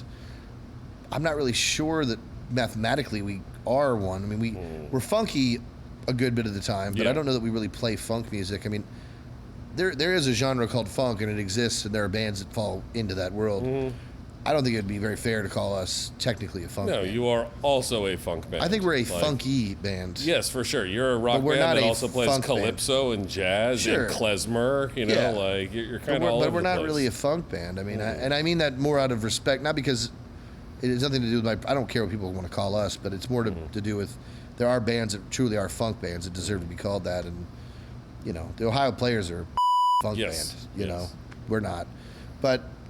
We got a little weird on the second one. I think we wanted to do that on purpose. We didn't want to wait till the third or fourth album to spread the wings and be super weird. We wanted to do it right away, and I wouldn't say that it was like that well received in general, but I'm okay with it still. Well, I mean, a lot of our fans I love it. I think it's great. Like the people that are, at least my friends that you know, people that I know that are friends of mine that have that album will often say, that's kind of one of their best albums for sure. Oh, I love it. It's and this is also something that might be not a positive. It's kind of schizophrenic because it's all over the place. It's completely all over the place. Yeah. So that was the idea, because that's what we had sort of started to do that on the first record. So when we did the second one, we thought, let's really just put the pedal to the floor and be weird, like, man. You know, who's got a good drop of John Malkovich? Can we do that? Yeah, yeah, man. I mean, we did John Malkovich. There's Terrence McKenna talking about taking mushrooms. I'm really proud of the work we put into that. It even finishes on a sandwich too. So yeah, it does. I didn't know they were putting that in there. Actually, that was a little bonus of me. Is this a good time for me to make a sandwich? I'm gonna make a sandwich. All right, I'm gonna make a sandwich now. Is that okay? All right, let's move forward a little bit. Let's move forward. There's plenty more to talk about. I want to talk about the movie that had just come out earlier this year that was shown at Sundance, Bloody Nose, Empty Pockets. Tell me a little bit about. Did you know it's the Ross brothers? Bill and Turner Ross. Yeah, man. How did you get involved? Did you know them? What was it like? Everything. I've known those guys. Take a sip of liquor because you're not drinking enough. Like I said. I'm going as fast as I can here. I knew Bill longer. I knew Bill actually through Aurora. Okay. And the Dangers. Bill is friends with Aurora and Casey. Casey Coleman, who's one of our guitarists for the band. And they worked with Ben Zeitlin, who was the director of Beast of the Southern Wild and Wendy. Yeah. They're kind of all in the same circle. Court 13 Productions. Just similar. They worked together, knew each other, yada yada. Anyway, through the Dangers, I had met them. They had done some basic. There was talk at some point of them filming us doing something. I don't know if they ever did. But we just knew each other. And when Bill and Turner decided to do this project, they had known me through the band and also knew that I bartended a little bit. I was always like a one-day-a-week bartender just because I like it and a little extra money. So they knew, that I did in Cutters, and that was kind of the vibe that they wanted for the movie, that sort of neighborhood bar thing. Yeah, it's a small dive. Yeah, and it really ended up being very similar to what my job was like in Cutters. I mean, it was exactly like a day for me. Yeah, just watching, Jeopardy with drunks yelling at the TV. Yeah, and getting people hammered before the sun even goes down. So they had this idea to do a movie where it wasn't scripted at all. It was just, we'll create the scenario, but we'll put real people into it. And we had direction in the sense that we were told, you're in Las Vegas, you've worked here for however long, and this is your last night because it's closing down. That's it. I mean, that was the only not real thing about it. Yeah. Because we did have to assume that sort of conceded the whole film, but everything else is real. I mean, I had real alcohol that I rang into a real register and they ran a tab. Well, I was going to say, the one thing I remember not noticing is anyone ever actually paying for their drinks? No. So I did watch the movie. I paid the $10. No one paid for drinks because we ran tabs. But you will notice we did. On the last day, though? No, we only shot for one day. Tabs? We only shot. Oh, yeah. Well, I rang up everything. Yeah. I just never took cash from anybody. But that's exactly what the day is like at Cutters. No one hands me cash for every drink. For us? I have tabs for everybody. Okay. Yeah. So I just went and ran the directors obviously paid the tab, but these people got drunk and real things occurred, and it was a really fun day of shooting, and I left at about 8 p.m. and they asked me to bring a guitar. I remember I sang something. Yeah, I think you played the Gambler or something. I did the Gambler. Yeah. And then I played a Roy Orbison song and Crying. Yeah, and it ends up this really poignant movie in the moment in the film, and those guys are just really smart, man. I feel like that was. I'll take whatever credit people want to give me. I don't know what I would deserve it for because I didn't do anything other than just hang out and do what I would have normally done. Well, you played your part, which was I did what they asked me to do. Exactly. They said be a bartender and be chummy with these folks, and I did like I would normally do, and then they went off and edited the material that they had together into something really special. I was really blown away by it. I thought it was great. I thought it was really great. Likewise, I was a little, because I had read a couple of things about it before I went ahead and watched it, and I was like, what is this thing? Like it's in Vegas, but they shot it on the West Bank. What's going on? Like, but then I started reading about it, and I was like, oh, they did it on purpose. Like some people, I saw a review where someone was like, accusing them of tricking the audience. Like, it's a movie. Like, it's a movie. It's not a document. It was posed as if it was a documentary style thing, but it's like it's fiction. It's a movie. Sure. But they want to capture the first thing what people are. You know? It's real behavior. Exactly. There's no lines in it. No one was told what to say at all. Yeah. The first thing it says in the beginning is we hold these truths to be self-evident, and by that they mean we're not telling you it's true or false. The truth is what it's. The interaction is the truth. It is what it is. Yeah. I mean, you're watching people be what they are, and it's absolutely true. I can tell you, I was there. They didn't tell us to say. The only thing I was told, not even what to say. There's one point one of the guys gets really, really hammered. I don't know if the guy's got like a mustache. His hair's kind of wavy. He got f***ing drunk. Like, I was told to serve these people, and he was like Budweiser, Jack Daniels. He just got boom, boom, boom, boom, boom, like really drunk, really fast. This guy was an alcoholic. I mean, I could tell. And then I get a call on the phone, and it's the director, Turner, saying, "Hey, man, I can't remember what the guy's name was, like Ira or something." He goes, "He's got to go. So here's the thing: you're going to say, hey, he's got to go to work." I remember that scene. Yeah. And did you hear what I said? I was like, I can't believe that anyone actually would want you to go to work right now, but apparently you need to go to a job. You got to go to your job now. Yeah, because I remember thinking, Turner, why? That's not a good excuse. Something more like, your cousin's in the hospital. No one wants this guy to go to anywhere near work, right? He can't walk. But that was the only thing. That was like the fake thing in the movie. Well, which is fine with me because I want him to leave too. He was pissing me off. So drunk. He wasn't even speaking English anymore. He was just for sure. Do you have plans to try and do more acting, as it were? Is that something that I'd love to do? You had fun with it, right? Yeah, and I used to do acting when I was younger. I loved it. I used to take theater camps. And I love acting. I don't know that I'm never going to be like a stage actor. I mean, I'm not a master thespian, but for filmmaking, I think I could serve a purpose. I mean, there are roles that I think I would be good at, especially things beyond like this. bartender, musician. Yeah. Well, things like this that are kind of more honest and don't really require like acting. I don't know that I'm ever going to be in a film where I play like a 17th century clockmaker. It's just no one's going to buy that. But if it's a movie where it's like he's like I wouldn't mind doing another movie where I played a musician. Why not? I am a f***ing musician. Yeah. I'd love to do you've it. been on Treme. That counts. I was on Treme. I did have a line, and even now that someone's like, man, you should get a thing for acting SAG jobs card or whatever. Yeah. Well, I think I already have one, but it's just there is no acting work. I mean, it's COVID, like. But yeah, if anyone's out there, I would love to do more movies. I thought it was really fun, and I like acting, and I've been told that I have read several reviews of that movie, by the way, and they were quite favorable of yours truly. So I have yet to see anyone say anything negative about you. Well, they mentioned me specifically, and so many of them is really shocking. One of the guys came up to Turner at the first screening they did of it, and he asked me, "Do you have any notes?" And he goes, "You should have had that bearded guy in the whole movie." You do leave like 30, 40 minutes I was in. only there for half the day. I was a daytime bartender. Yeah. But I thought that was a very sweet compliment. You should have kept the bearded guy in the whole day. And if you look at the poster, this almost made me cry when I saw it, because Turner and Bill are so sweet. You look at the poster; it's a caricature of all the characters in the movie, and it's like in a V shape. And at the very center of that V is me with a halo around my head, singing, playing the guitar. That's awesome. I was like, that's pretty f***ing nice, man. Most of those guys, by the way, do is you in the foreground and everyone's sitting at the bar. Right, like, the promo shot. Exactly. And right after I said that Alex Trebek is a smug son of a bitch, yeah. It's because I'm usually good at Jeopardy, and I was really embarrassed that the one they showed, I was striking out left and right. I couldn't. It was like Shadrach and Meshach and Abednego, and I whatever. Yeah, there's real frustration in my voice. Like, this shit. Well, anyway. Let's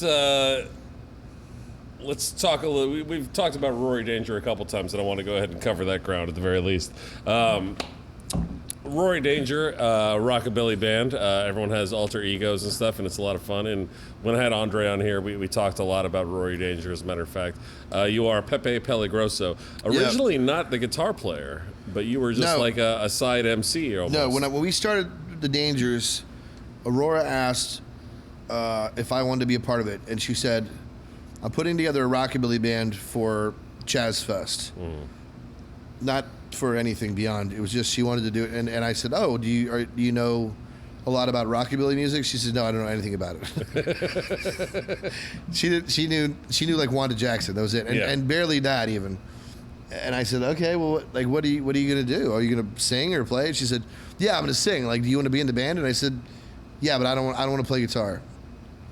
And she said, "Well, why not?" I was like, "Because I don't want to play guitar. I want to just be a hype man." I'm like the Boss Tone in the Mighty Mighty Boss Tones. The guy that just like the guy skanks. that just dances. Yeah, he just does the skank and pickle all the time, and then every once in a while he goes like, "All right," you know. I wanted to do that, or like the what's his name, Ed McMahon. Mm-hmm. Every once in a while, just like, "You are correct, Johnny. Correct, sir. That is right, Johnny." I just wanted to agree with everything she said, that kind of thing, you know. And I did for like, I don't know, about a year. I didn't play a lick. I didn't touch the guitar, and I would just do gigs, and I would just be like, "Rory Danger." That's all I do. I'd sing background, and I would just say like, "Ladies and gentlemen, world famous Rory Danger," and it was funny as shit. I thought it was great, especially in the songs where I didn't do any background vocals. I would just stand there and like put out the vibe, you know. But then, as is the case, inevitably someone couldn't make the gig, and it's like one of those teen movies where it's like, we need someone who knows the whole cheerleading routine, but no one knows it. And then the janitor kid's like, "Well, I know it. I've been watching it all the time. Like, I do all the guitar parts because I've been at every fucking gig." I was like, "Well, all right. You know, there's 3 chords in every song. I think I can cover it." And then I became like the guitar player for the band. So, at one point we had 4 guitar players. We had I was gonna say between you and me, Spencer, Casey McAllister, who did all the music for Bloody Nose, Empty Pockets. Yeah. Is a genius, and yeah, he's great. And then Spencer Bourne, obviously. So the 4, I mean, you know, all you 3 guitar bands out there, Skinnerd, what's the other one I saw? Iron Maiden. Maiden, obviously. Foo Fighters have 3. Yeah, they've got Pat Smear and the other guy whose name I can't remember. I don't know why. I mean, well, they were a 4-piece forever. Now they tour with 7 dudes on stage. I mean, that's terrific. And I say pay as many people as you can when you're that rich. Yeah. But is anyone sitting there thinking, "Man, that third guitar is really adding a lot"? You know, I mean, Pete, you do sound. Is it really taking it there? Are you like? If you're Iron Maiden, it goes from here to like. I don't know. Iron Maiden lives in its own world. So 3 guitars. 2 is plenty. 2's good, and Maiden's probably making use by like, you know, they're shredding and they're in harmony, and then guess what? There's the 3rd harmony for the shredding, and that's when the nips just go ping. Yeah, no, I'm down. So yes, and I think on this very stage we had 4 guitars. I think this. I can't remember for sure. Definitely Definitely 3. It wasn't for the Spencer Bowen benefit that we had Spencer come out and play, and we had Casey Spencer and played. Casey. I thought we had all 4. Anyway, That's possible. That's possible. Guitar Mageddon's only occurred once, maybe twice. Yeah. You know, it'll shake the place to the ground. You don't. For It's sure. dangerous. No, absolutely. The loudest sound I've ever heard on stage ever was right here during a Roy Danger show. Which one?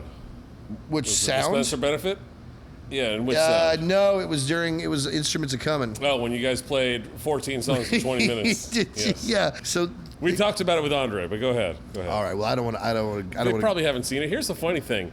Here, we're recording this on this date. We haven't posted a single one of these. No one's good. seen any of these. Well, that's good to no know. one knows. We still don't We're even know. never gonna post. I was joking about the canoe writers or whatever earlier. No one's seen this yet. We don't know if people will actually want to watch No this one at all. ever does want to see this.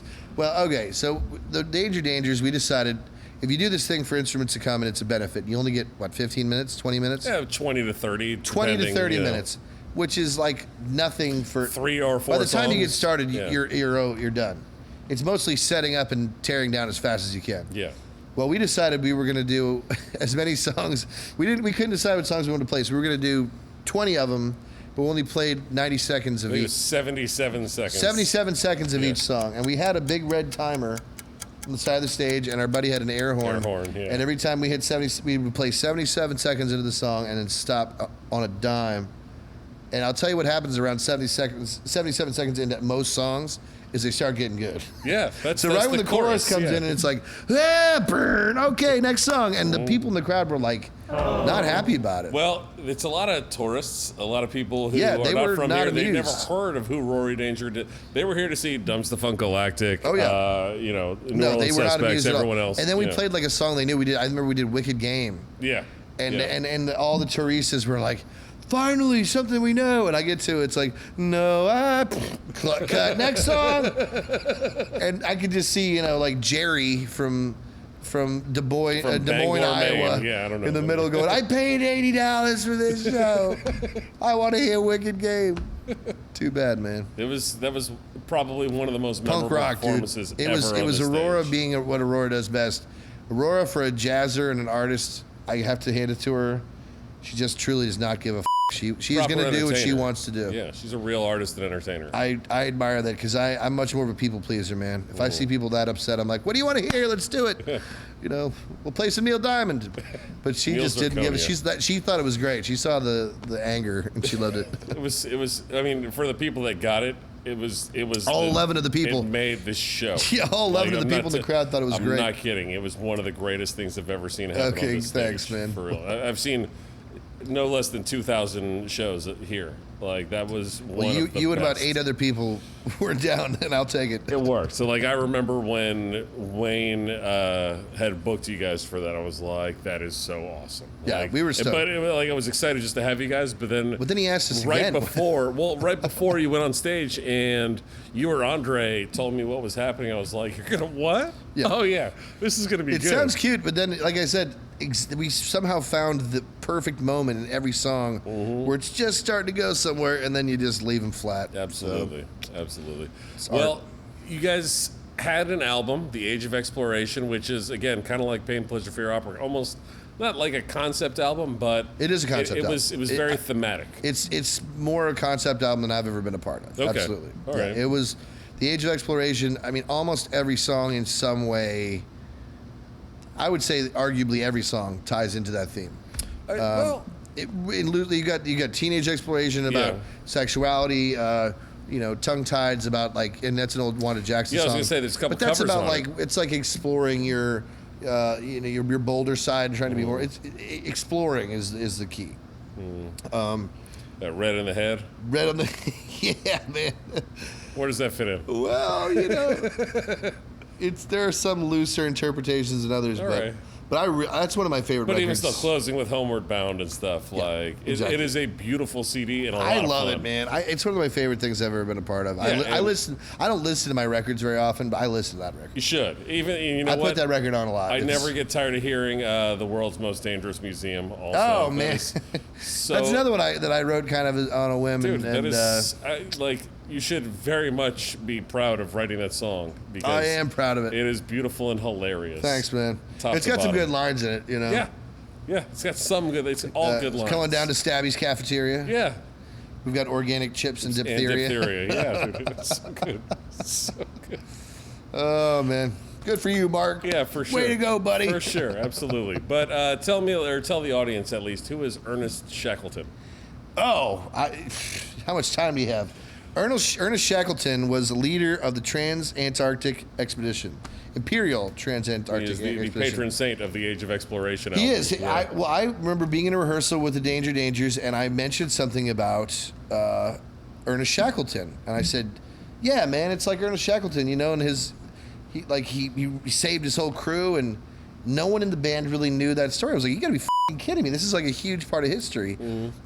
Very, very, very awesome story short, and I'm going to shorten the shit out of it. They went to basically their thing was they were going to go and get to the South Pole before anyone else. They get down there, they get stuck in pack ice. It crushes their ship to a pulp. They take all their shit on lifeboats. They drag it across the ice to Elephant Island, which is this piece of shit rock island with nothing but seals and death. And all they've got are these lifeboats that are in. They've got no way to get off. And no one knows they're there. This is pre anything. Yeah, you're not So gonna call they somebody. take one of these boats. First of all, most of them stay and build these shelters out of rocks and seal fat and whatever the else. And then Shackleton and 3 other guys take these lifeboats, open boats, across the South Atlantic, which is the most horrifying nightmare sea in the world, it's with no freezing navigational equipment, Yeah. and find this island called South Georgia Island, which is like a speck in the middle of the ocean. And they land on it somehow. They're all frostbitten and up and starving and dehydrated. They've been gone for this thing for months and months. They finally get to this whaling village. They finally get a boat back to rescue because they can't go at first. The seas are too rough. There's too much ice. They finally get back. No one dies. Every single person. The thing lasted over a year. Not one fucking guy died. It's unbelievable. It's like the most harrowing, unbelievable story I've ever. So I end up telling this. It's like I'm telling them the story thinking they've already heard it. And everyone in the band is just like, well, then what happened next? Like, are you kidding me? You guys don't know this story?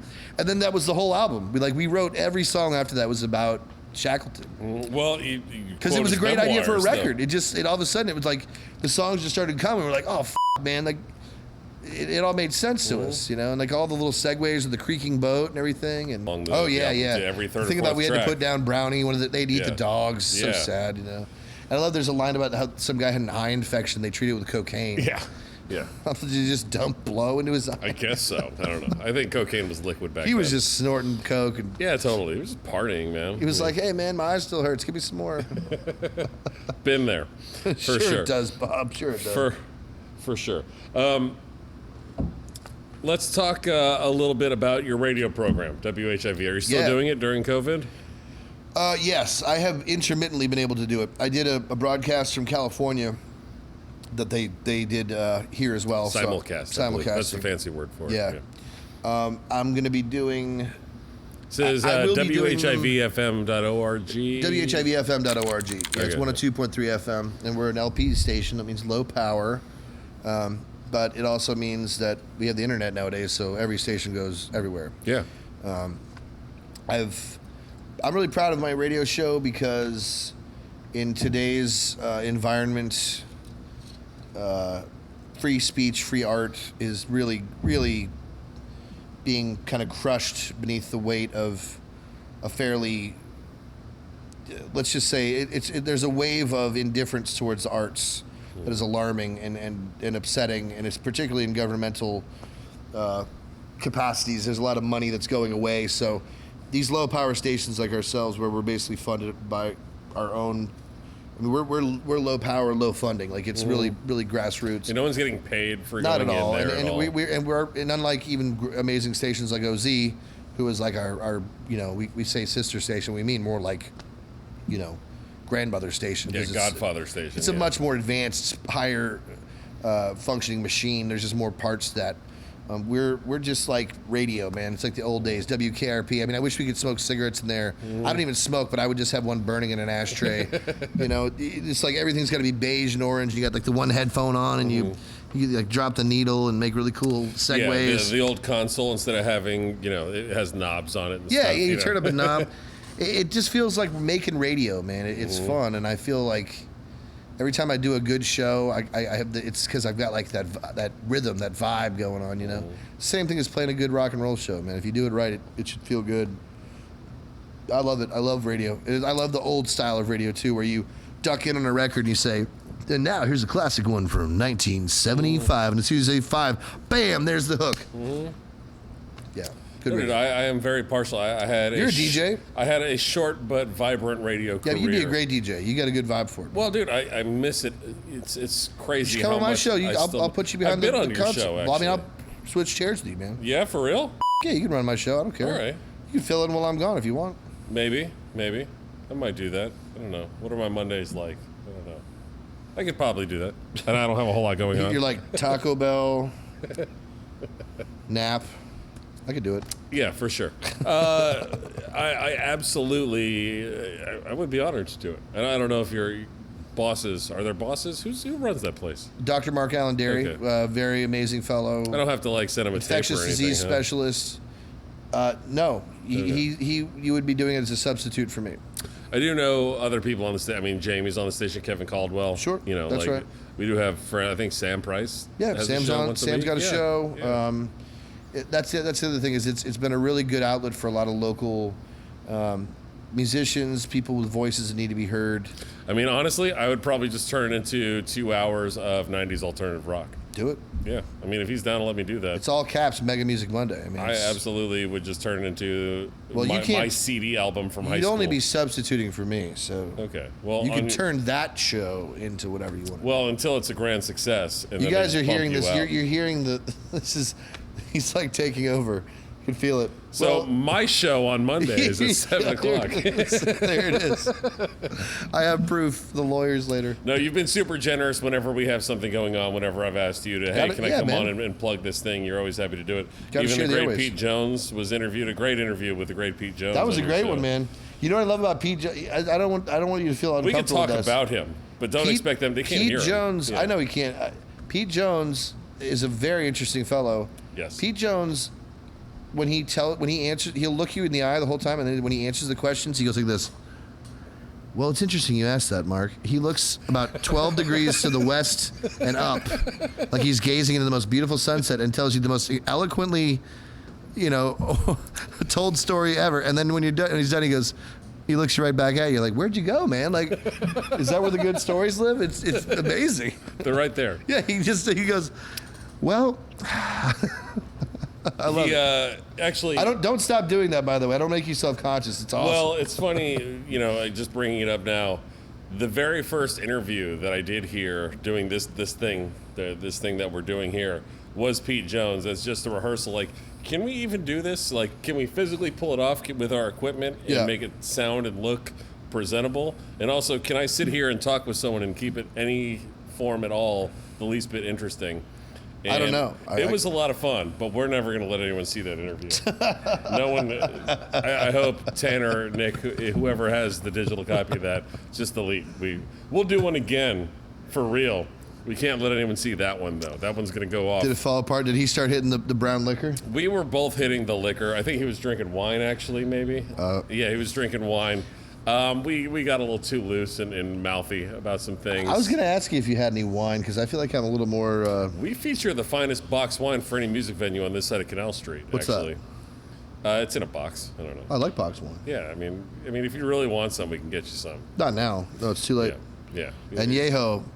No, it's an open bar, but it's not that open. Like, you get one thing. It's not that open. Yeah, you get one thing. Don't worry. Let's see. We talked about the radio program, and just jumping back to Rory Danger, since we were just talking about the great Pete Jones for y'all's album release at One Eye Jacks. Yep. Who was the opening act? Leon. Leon. That's correct. Which was great, man, with his two green dancers in bodysuits. Mm-hmm. Yeah, that was a really great... Well, actually, that wasn't the only time. I think you did two of those. I believe there was... I've worked with Leon twice. I think one of them might have been Johnny Sketch. We did a Free Friday here, actually. Was it with Johnny Sketch? Yes. Okay. Yeah, they were the second support act. That's right. The first support act, then there was another band. And that's then right, Johnny yeah. Sketch. So Johnny Sketch and the Dangers have worked with Leon. I loved it. I remember was it One Eye Jacks for the Danger gig, and I was standing out in the audience, and I don't really have I like that gig because no one seems to remember that I'm in that band. Like with Johnny Sketch, if I'm out in the crowd, everyone's like, "Hey, what's up, Johnny?" They know who I am a little bit. I could stand in the middle of the crowd until the second we go on with the Dangers, and no one gives a shit about it at all. And it's awesome because everyone's there for Aurora. They're they're not only there for Aurora, but she's the most recognizable one. Scott Potts is the other one that people. Yeah, he's extremely recognizable. You guys have rival. Well, beards. His beard has gotten like this, and I just cut a lot off of mine. Yeah, I don't know if you can tell. I have a note that says talk about facial hair. I wrote that down. Did you? Yeah. I haven't had a beard cut in a long time. Yeah. And I got a lot of it cut off, man. I was on the road, and my lady and I were out in our trailer, and it just, it just was in disrepair. It needed to be hacked back a little bit.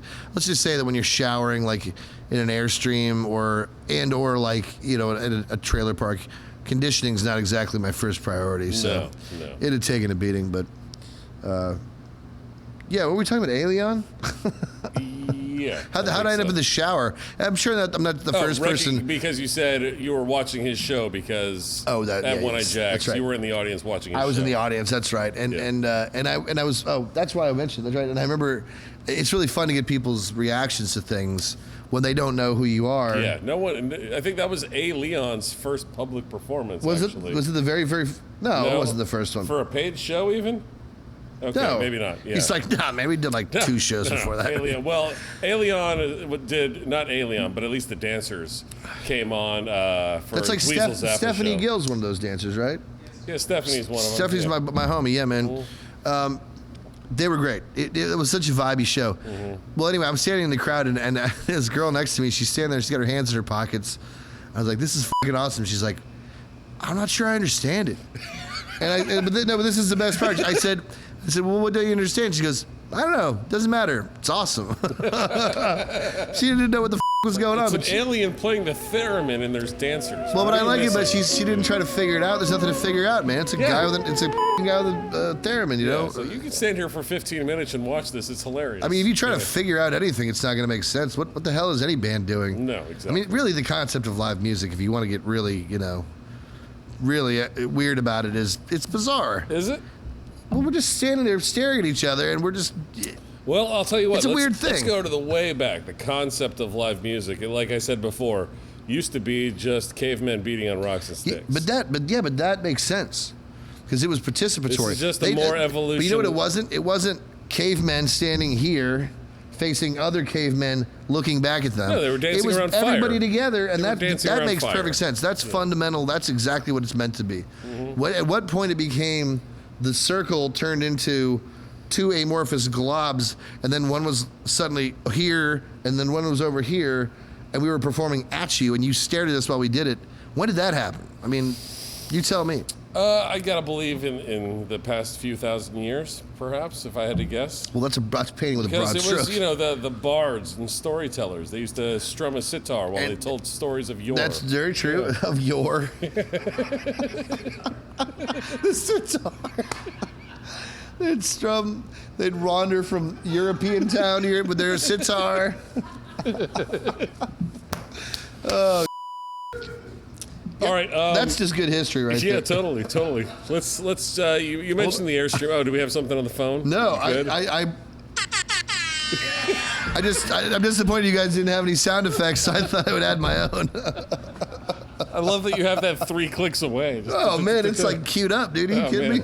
I wish I'd had it sooner. The sitar thing made me laugh. I had to throw a little bit of... All right. Yeah, that was a live mix right there. You mentioned living in an Airstream. Yeah. Is this life now? Are you just No, I have an traveling apartment. In fact, I'm permanent moving into a musician? new apartment right I was now. going to ask you, Karamia, my wife, told me that you were moving. I guess she I'm moving. watches you I'm on moving the back to the face Marini. I or went from the Marini to the Bywater, and now back to the Marini. I'm moving a block and a half from where I used to live, Spain and Charters. Okay. What's your address? The Tell Cake people. Cafe. Yeah, it's 5. Is that real? Yeah. You shouldn't have said that. B. Come on over. There's a gate. You can't get up there, so good luck.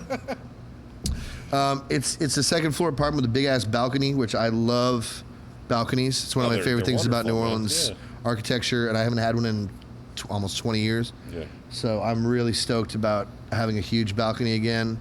I can park my Airstream we have a huge lot in front of our place. It's paved, so Yeah? I can park the Airstream in front of the lot or in front of my apartment. Secure and stuff? It's got a gate. Yeah, Right the whole on. thing. Yeah. Yeah, I'm really stoked about it. And I'm in the Marini again, so Bywater Marini. I mean, I'm not really going anywhere. Yeah, it's not far. It's a short move. Yeah. You still have to lift everything, carry it upstairs, and all that. Yeah, But, for sure. Second story place. It's good exercise, man. COVID, that was one of the good things about being on the road. For my partner and I went on the road for 2.5 months. Mm-hmm. We left in mid-January or mid-June with the intention of being gone for about 2 weeks, and we came back 2.5 months later. And we went everywhere. We went all the way Colorado, went all the way to Canada. They wouldn't let us into Canada. No? You can't cross the border right now, man. Huh. Unless you're an essential worker, you can't cross the border. So I mean, they we didn't were know you on. were a We stood doctor on the of border. rock, you know? Huh? They didn't know you were a doctor of rock? Well, I thought that they would have allowed just, by virtue of the fact that I mean, quite honestly, kick more ass if than you most put on Americans. a denim jacket, they'd have been like, "Oh, lumberjack, come on through." Exactly. I thought so. I did say like, hey, hey, hoser, mind if I get over here? Hey, I just want to do a quick little bit of camping. Little poutine. Little maybe? poutine. Yeah, they wouldn't let us cross. But my dog did pee in Canada.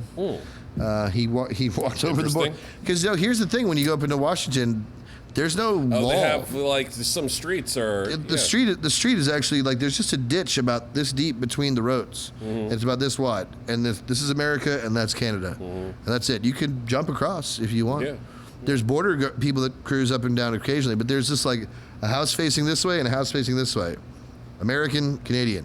I mean, every once in a while, is there like a dude with a backpack full of weed just hopping the ditch and running across? Well, that's the thing, though, is there's border guards that are driving up and down these roads, but they're next to each other. Like, I was on the road driving along in America, and next to me was a guy in Canada, and we could have like high-fived across the ditch. It's a whole other thing for another time. It blows my mind, the idea of borders. They're so completely made up. They're fucking nonsense. This guy had a house right here, and this guy had a house right here. They both looked exactly the same. They both were blueberry or blackberry farmers, both of them. Had huge fields of blackberries. Same job, same house, same driveway, same everything. He's got universal health care. He doesn't.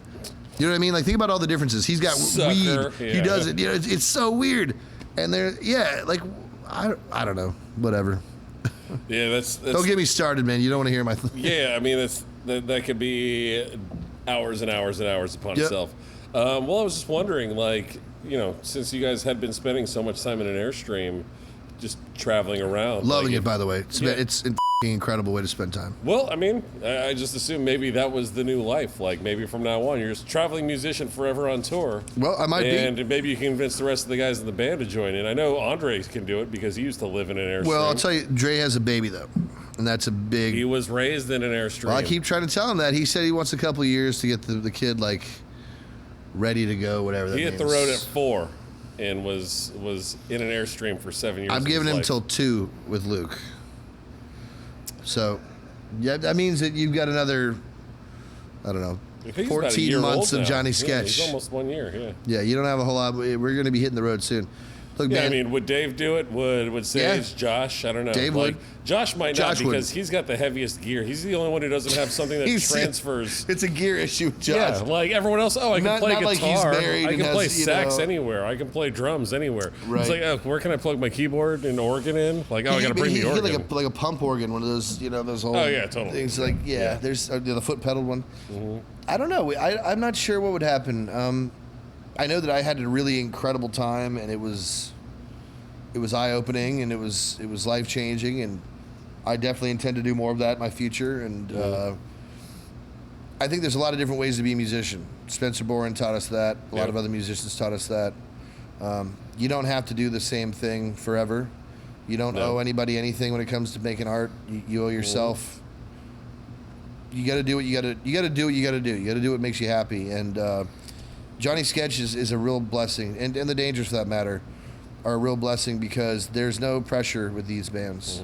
We work because we want to work together. Well, in today's world, more people we're lucky are to be that way. Yeah, more people are, looking away from cities. They're looking away from standard ways of living. That's into right. What is important. Well, and we've been That's forced to something that look people into the have done. digital realm with all this COVID.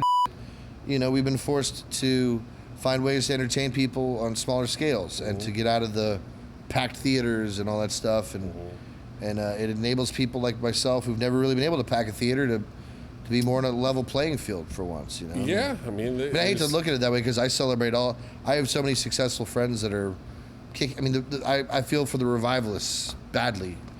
Such a talented, hardworking band. Homies of ours from the beginning. They used to open for us back in the day, and they got so great. And they worked, and earned it. And they were getting some real success, big time, big commercial success.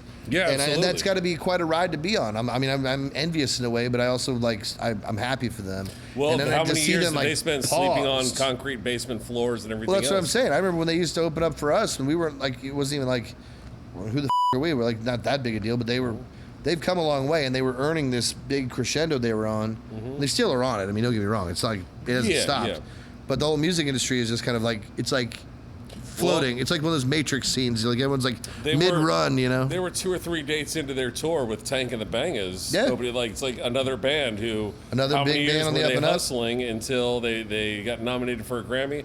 They're about to come out with not their big brother band, but like another New Orleans band Yeah. who was a couple years ahead of them. Make a big statement about New Orleans music and do 3 some days, 4 days and into a tour. and be like front page Rolling Stone. New Orleans music has always been this sort of like corner article of Rolling Stone. You know what I mean? Neville Brothers, hugely celebrated band, but they would always be like the secondary. Yeah. Oh, and don't forget, a really great New Orleans band did a thing over here. I want to see like Tank and the Bangers, Revivalists, whomever. galactic. Johnny Sketch and the Dirty Notes. Put us on the front. You know, this is just as valid to some people as that other is. Opening up for Johnny Sketch the Dirty Notes seems to be very, a successful thing. Hey, a lot for of people. bands have done really well with it. A lot of people that have opened for you guys. We have really helped a lot of. We like to think of that as we're like an incubator. Yeah. We just kind of help along. Okay, baby bird, fly along now. We're gonna stay back here and play these shitty gigs. You guys go ahead and make $1 million. We love you. Smooches. No, man. Look, Dave Shaw and I have worked together. He called me up to do a cello thing with him. Yeah, he was doing a solo show? Thing at the House of Blues. It was last year or the year before, and it was really great because like I hadn't really hung out with those guys in a minute. I played with them on Jam Cruise 2 years ago, 3 years ago, I guess, which was really fun. But they work a lot, and I don't get to see him. And Dave was really kind. He called me up, and I played some cello with them. And it was really nice to reconnect with him and kind of connect about the old days.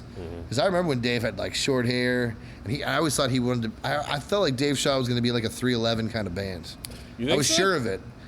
And they've been something so no, they're totally not at all. But I remember like when they first moved to New Orleans, like the very first couple months.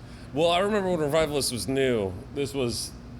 And they were, I thought they were good early on. They're always great. I met Andrew Campanelli, their drummer. He was an intern at Voodoo Fest, and I just got laid off from radio and hit up my buddy Sig and was like, hey, man, I need literally anything. Don't pay me. I just need a place where I can stay for the week.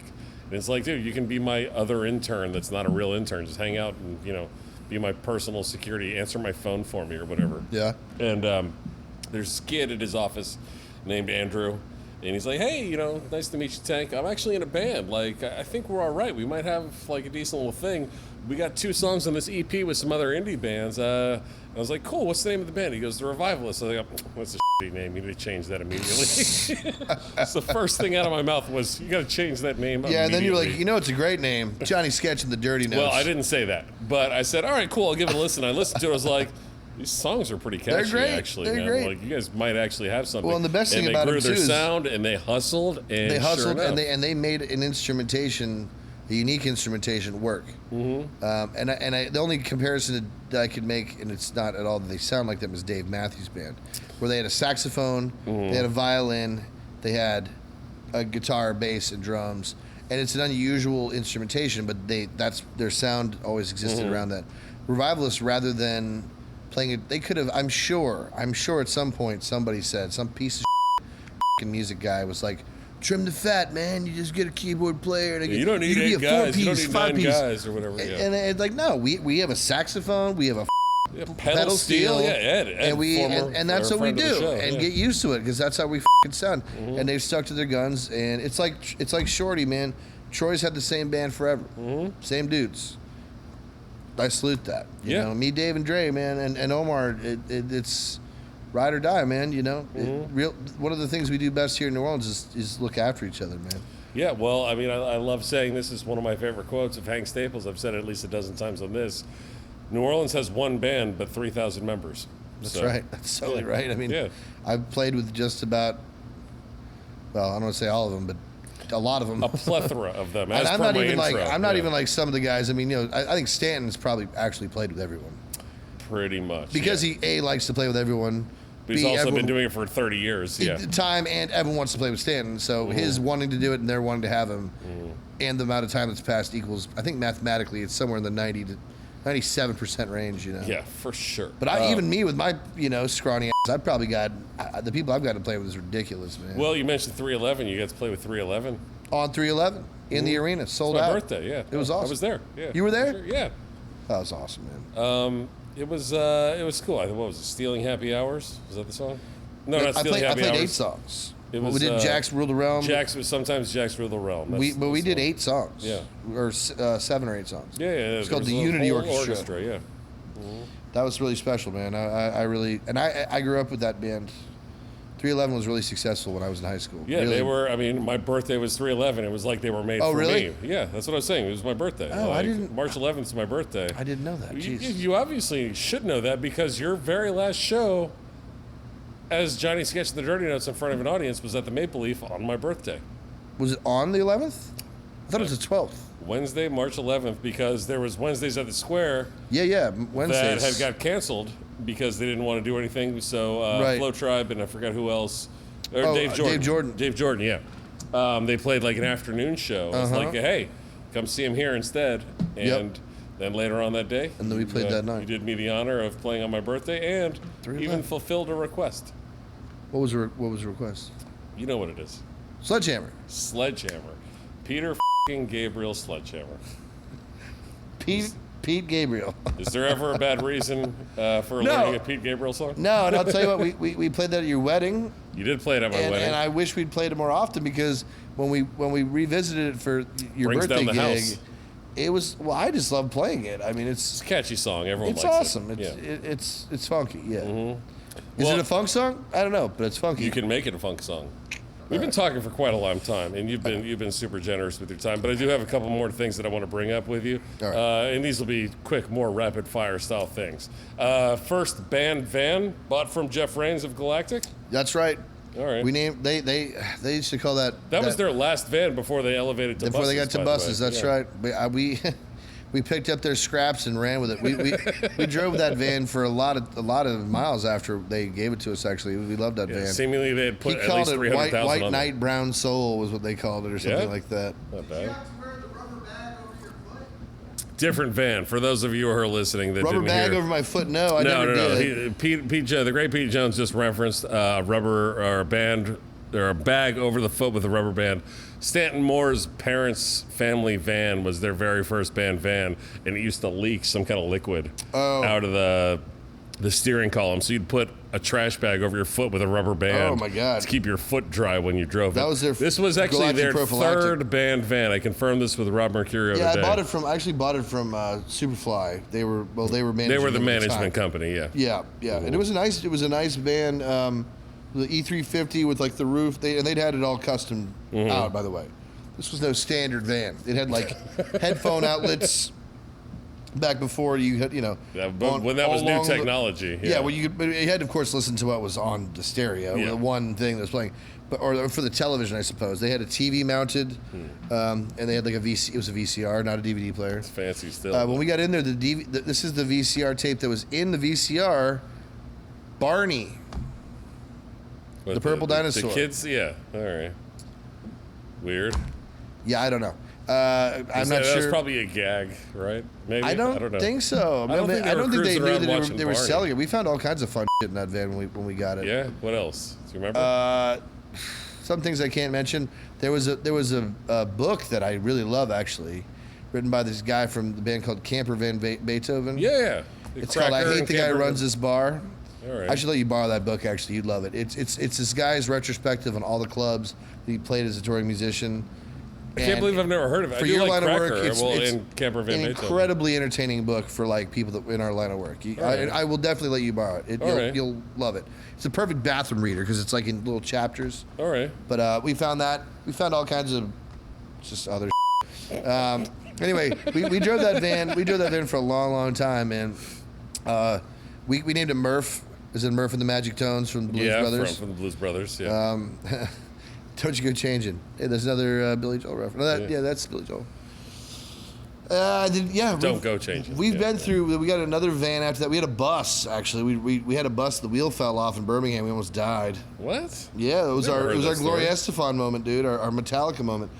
We bought a shuttle bus, one of those things you take like to get a rental car. Yeah. Ripped all the seats out, and we made like enough seats for everyone to ride. Then we built bunk beds, had room for all the gear. It was awesome. It had like one of those doors, like Yeah. and stairs and loved it. And we drove that thing for about. That was when Aurora was in the band. We drove it for about 7 or 8 months, and then going into Birmingham, I was like the left lane going 65, and the right front wheel fell off, like the whole wheel. Holy hell. Down to it ripped the whole brake unit off. It pulled the line, so we had no brakes. We're riding on an axle going 65, just like sparks are flying everywhere. Dave, of course, we had to know like sleeping in the bunks during driving rule, but Dave didn't give a He's in his bed. He was going to be the one that got flung out the window, Mm-hmm. He said he rolled over and looked out the window and just a shower of yellow sparks from the axle. And we're like in the middle. I don't know if you know when you're coming into Birmingham. It's from a whatever major that highway highway. is. It's an There's a interstate, lot yeah. of lanes, and it's kind of like you're kind of in the middle of a lot going on. So I had to get over quite a few lanes and had no brakes and also no wheel. So I was rolling, but also kind of sliding. A guy hit the wheel that fell off. I saw him go airborne. He came down, his tires blew. Another car hit it as well. They just ended up going off the road. They were okay.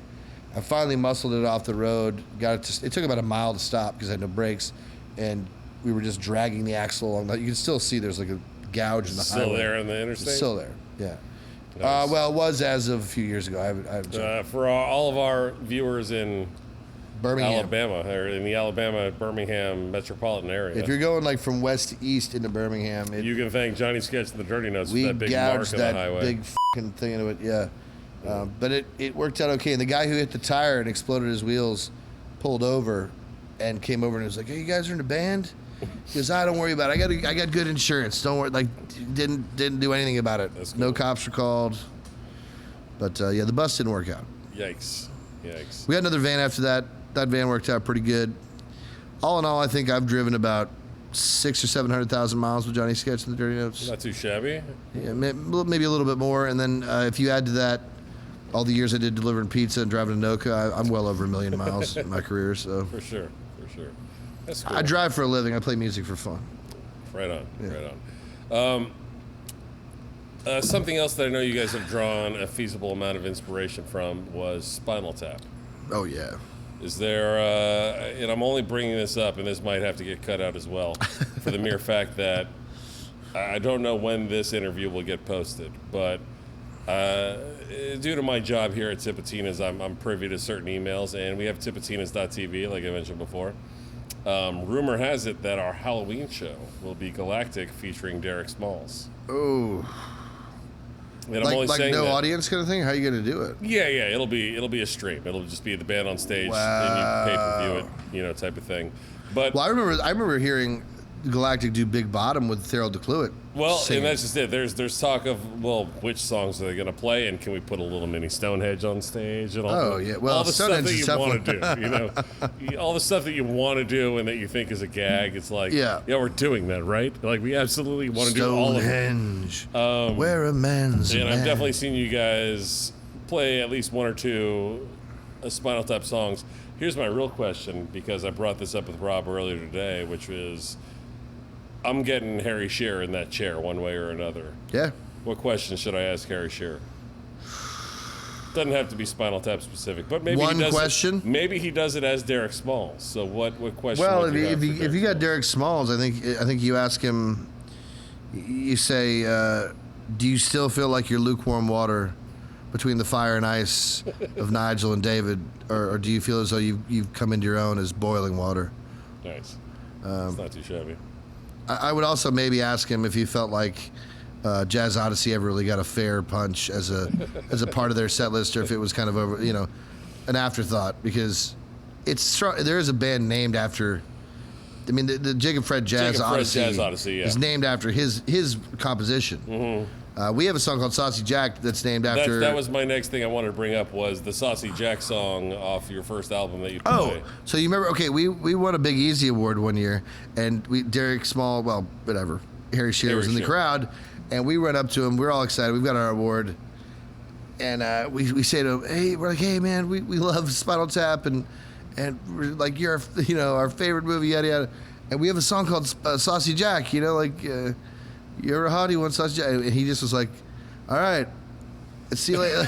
Just didn't give a man. I was so crestfallen. He Like, probably gets hit with people all the time. yeah, but it's not like I like your movie, period. It was like I recorded a song that has BMI, it's a fucking real thing Yeah, you on guys- a record that sold several thousand copies. Yeah.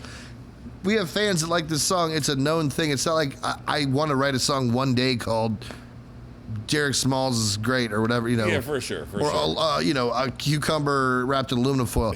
No, this is like a real thing, and he didn't care. I'm such a fan of Harry Shearer that I would let it slide for the mere fact that I love Harry Shearer. He's Shearer. been so active in the entertainment industry for so many. Oh, he wasn't rude at all. Now. Listen, man.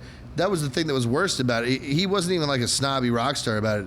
He just kind of went, okay, and then just walked away. Like, it wasn't dismissive so much as just, all right. Very interesting. Great. Thank you so much. Like, have a nice evening. It's terrific. Yeah. There's free alcohol in there. Like, yeah, it was fun, man. We got to meet him. We didn't really care. Well, he emceed the Instruments Coming one year, a few years ago, that you guys were playing, and he introduced you guys, and I very much made sure to make mention of the fact that you guys have a song called Sausage Jack, and by the way, that you are the greatest band in the history of all time, so he should be thankful that he gets introduced. Oh, man, that's very kind of you. Turned him off and he was like, yeah. F this. Yeah. It's like, you know how many movies I've been in? You can eat yeah. Yeah, guess what?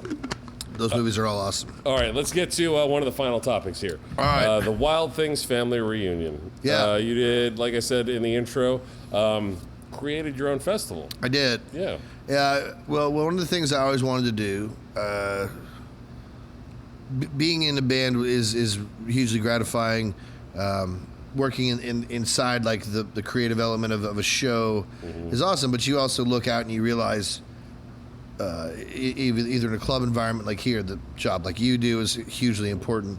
Job like the sound guys do, hugely important. Lights, production on all levels, hugely important. People say it a lot when they're accepting awards, but it really is genuinely fundamentally village, true. It takes an army of people to do this. It just does. I mean, I don't know if you ever read the thing that Henry Rollins put backstage at his show for his crew that said, or for his musicians, basically, it says, you will show up on time, you will thank the people that work on the crew, you will realize that we are f***ing nothing without their efforts, you will show no disrespect to them. You know what I'm talking about, Pete? It's a printout about yay big that he put backstage for everyone that works with him to understand. There is no line between you and the guy wrapping cable at the end of the f***ing night. Yeah. If he doesn't wrap that cable, you don't get to play your f***ing sweet guitar solo, you idiot. So shut up.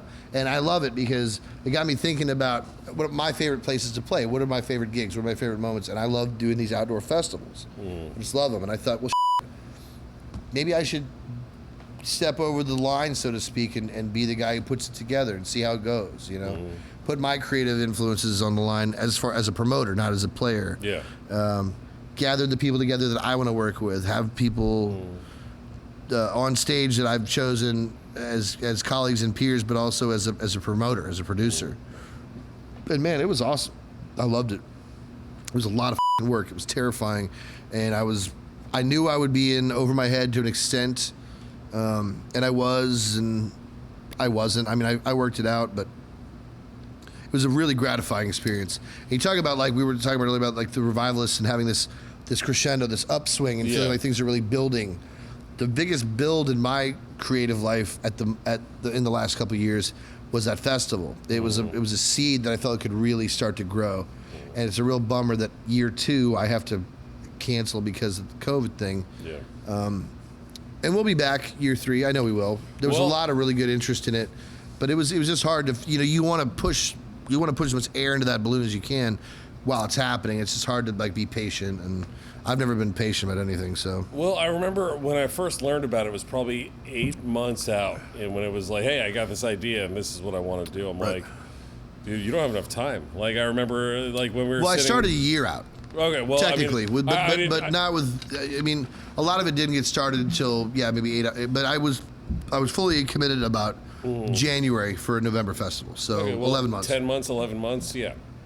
I did a lot of phone stuff, but nothing really tangible. I think you need more time. Yeah. Like, maybe this is a 2020 idea. It's a year. It's a year thing. People were right. They said it's about a year, but I got lucky and I had some people. I had some things fall in line that worked out really well. The property was the big thing. I got the place. Yeah, and that helps a lot. The place was great. It wasn't too terribly far away. Not at all. It was an hour and a half away, and it worked out beautifully. we got really I lucky. talked to a bunch of people. I mean, I didn't go, unfortunately, because I have to work a night job. But I had a lot of friends that went, and they had a really good time. It was great. And I know that it definitely means that with all the hurdles that you face in year one, just means that you can improve it, and you have so much more time. At least you can look at it from we silver know what we lining need style. to do. Again, what we don't need to bother with. It's just those are equally important. Sometimes you spend a bunch of time fussing over something that ends up not having any impact on anything at all. And there's other things that we need to spend more time on. But What kind of things? Give me some. man, elaboration. we had a good turnout, but I felt like I've done a couple gigs in my life where I felt like it was a real shame the more people weren't there. And this is the only one that I promoted, and we actually had a really good crowd. It wasn't. I wanted 500 people. We got about 3, so it wasn't like it was a failure. But I wanted. What was a small campsite like? Well, it's 58 300 acres. people. I wanted to have 500 people. That was my goal, and I got 300 people. So, but I remember doing a gig at Red Rocks, and it was us, Big Sam's Funky Nation, Papa Gross Funk, Mountainside Mardi Gras. Mountainside Mardi Gras, Well, my Dr. buddy John. Joe, who went to your Wild Things family reunion, Joe was one of the guys who helped put that together. Oh, that was an incredible show. Yeah. The lineup was Dirty Dozen, Dr. John. Like 2 years after Katrina, something like that. Yeah, it was like one of the most stacked New Orleans shows I've ever seen. It was ridiculous. And the people were in the hundreds and not the And thousands. we had like a few hundred people show up to it's because it was a free festival in Denver that day. There was poor advertisement. There's a bunch of things that set out to kind of defeat that show, and it's a real shame. It's one of the biggest regrets of my life. Not because I needed to play for a packed house at Red Rocks, No, but you were because on it the deserved coolest it. New Orleans bill of all time. It was one of the only shows I've ever seen out of town with that many great New Orleans artists. It may never happen again. It's so hard to get all those artists on tour to meet in the same place at the same time. You can imagine the difficulty of that. It's not like we could all go leave the next day and play local venues. We'd be competing against each other. Yeah. We all had to kind of, anyway. It was nuts, and I felt like that was a real lesson to me. And you can do everything right, but you still have to get people's asses in the seats. We had a good festival last year. It was really fun. If we could get 500 people, 600 people to show up, that would be perfect. What is the website or Facebook that you can WildThingsFamily.com. WildThingsFamily.com? Yep. And There's a and Facebook page. There's going to be updates on everything going on with it. It's we're doing some smaller events that we can actually pull off in the COVID era. Some camping events that are socially distanced. We can't do the full production thing, but we're doing some smaller stuff. And then next fall we will absolutely have the full event. I can't wait, man. I can't wait because, like I said, I mean, I understand what it's like for a lot of us involved in this business. You, I'm sure, everyone. There's a lot of things we were excited we were working on. We felt that upswing, and then we've had to kind of put them down and just walk away and be patient. So we're really exercising our patience right now. one of the strangest phenomena, at least, I can speak for ourselves here at Tipitina's, and I've spoken with other people that had been talking about 2020 is like, this was going to be a good turnaround year. And maybe that's just not like a superstition, but like a mentality of, hey, it's a new century, or a new decade, rather. It's a new decade. It's the 20s. And, Right. Galactic owning the place, it had been over a year. So it's like, hey, we have a full year under our belts, and we finally have our legs kind of stabilizing beneath us. This is the year we can really turn it up a notch, and the whole rug gets pulled out from underneath us. And that seems like a common sentiment, not just around New Orleans. Absolutely. This was going to be It's a weird way to start. year. It's a weird way to start this new. I mean, I think you're right. I mean, 2020 feels like the future, doesn't it? Yeah. I mean, more so than 2010, 2015. 2020 feels like, wow, I remember talking about this when I was, 10, 11 years old and being like, oh, man, and that's the future. Well, it's here, and it sucks. But I also am an optimist, man, and I think that I had two of the most enjoyable, satisfying months of my life this summer because I just redefined everything. I just said, well, I can't do what I want to do. I'm going to find something else to do. And I had a great time doing it. So, Well, that leads me to one of my last questions I want to ask you, which is, if you were going to not be a musician, or you couldn't be a musician, you weren't a musician, and you couldn't work in the music or entertainment industry, what do you think that you would do? And I'm not saying you have to change. I mean, if you weren't ever a musician, starting from scratch. I think Go back 30, 40 years, whatever. I think that fundamentally I'm a person who likes to create stuff. I love working with wood. I love doing carpentry. not really like a sculptor. I don't have that attention to detail. I like making porches. Yeah, something I utilitarian. like making chairs. Yeah. You know, I like making tree houses for kids. You know, I'd much rather bash together some 2x4s and make something you can use today than spend 6 months making this perfect sculpture. And I love that. I love the people that have that focus, that patience. My aesthetic is more like make it like I want to make you a deck or a dock for your boat. You know, that works, and they'll never. I like that kind of thing.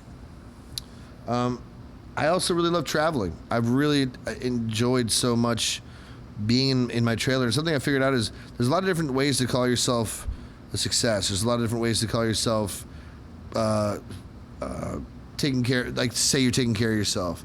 I don't need $30,000 a year to live. I know that now. I can drive, if I wanted to, I could take my trailer and my truck and I could travel and stay for free on BLM land, work every once in a while playing a gig here and there, pick up some extra cash for gas and for food, and not live a poor man's life. Live a really satisfactory life in a safe. There's free places to stay all over the country. BLM land. This land is your land. I mean, we have government land that you are allowed to stay on for free all over this country. Yeah. I could do that all year long if I wanted to. I'm too social a person. I want to be more involved with people than that, but it's a part of me that I've realized, you know, there's more options out there than the obvious ones. You don't have to do the same script that everyone else is doing. And that's probably where my life's going to go a little bit from now on. Nice. Well, as long as the band stays together, that's fine. The band's never going to break up, man. I told you. Well, even if but we if do, you're it'd off only in be Oregon, it'd you only know. be ceremonial. I mean, we'd break up like in theory, but we would always be You guys together. have been broken up for 6 months. We'd never break up. Yeah. We would never break up. Yeah. All right. Well, as we ramp down, there is another thing that we have all the guests do at the very least. Guys Po' Boys, right down the street on Magazine, has a po' boy called The Bomb, which is Stanton's signature po' boy. I don't know if you knew that. I haven't had it. What's on it? Is it It's always? grilled catfish, grilled shrimp, Swiss cheddar, and it's dressed. Wait, And- hold up. Okay.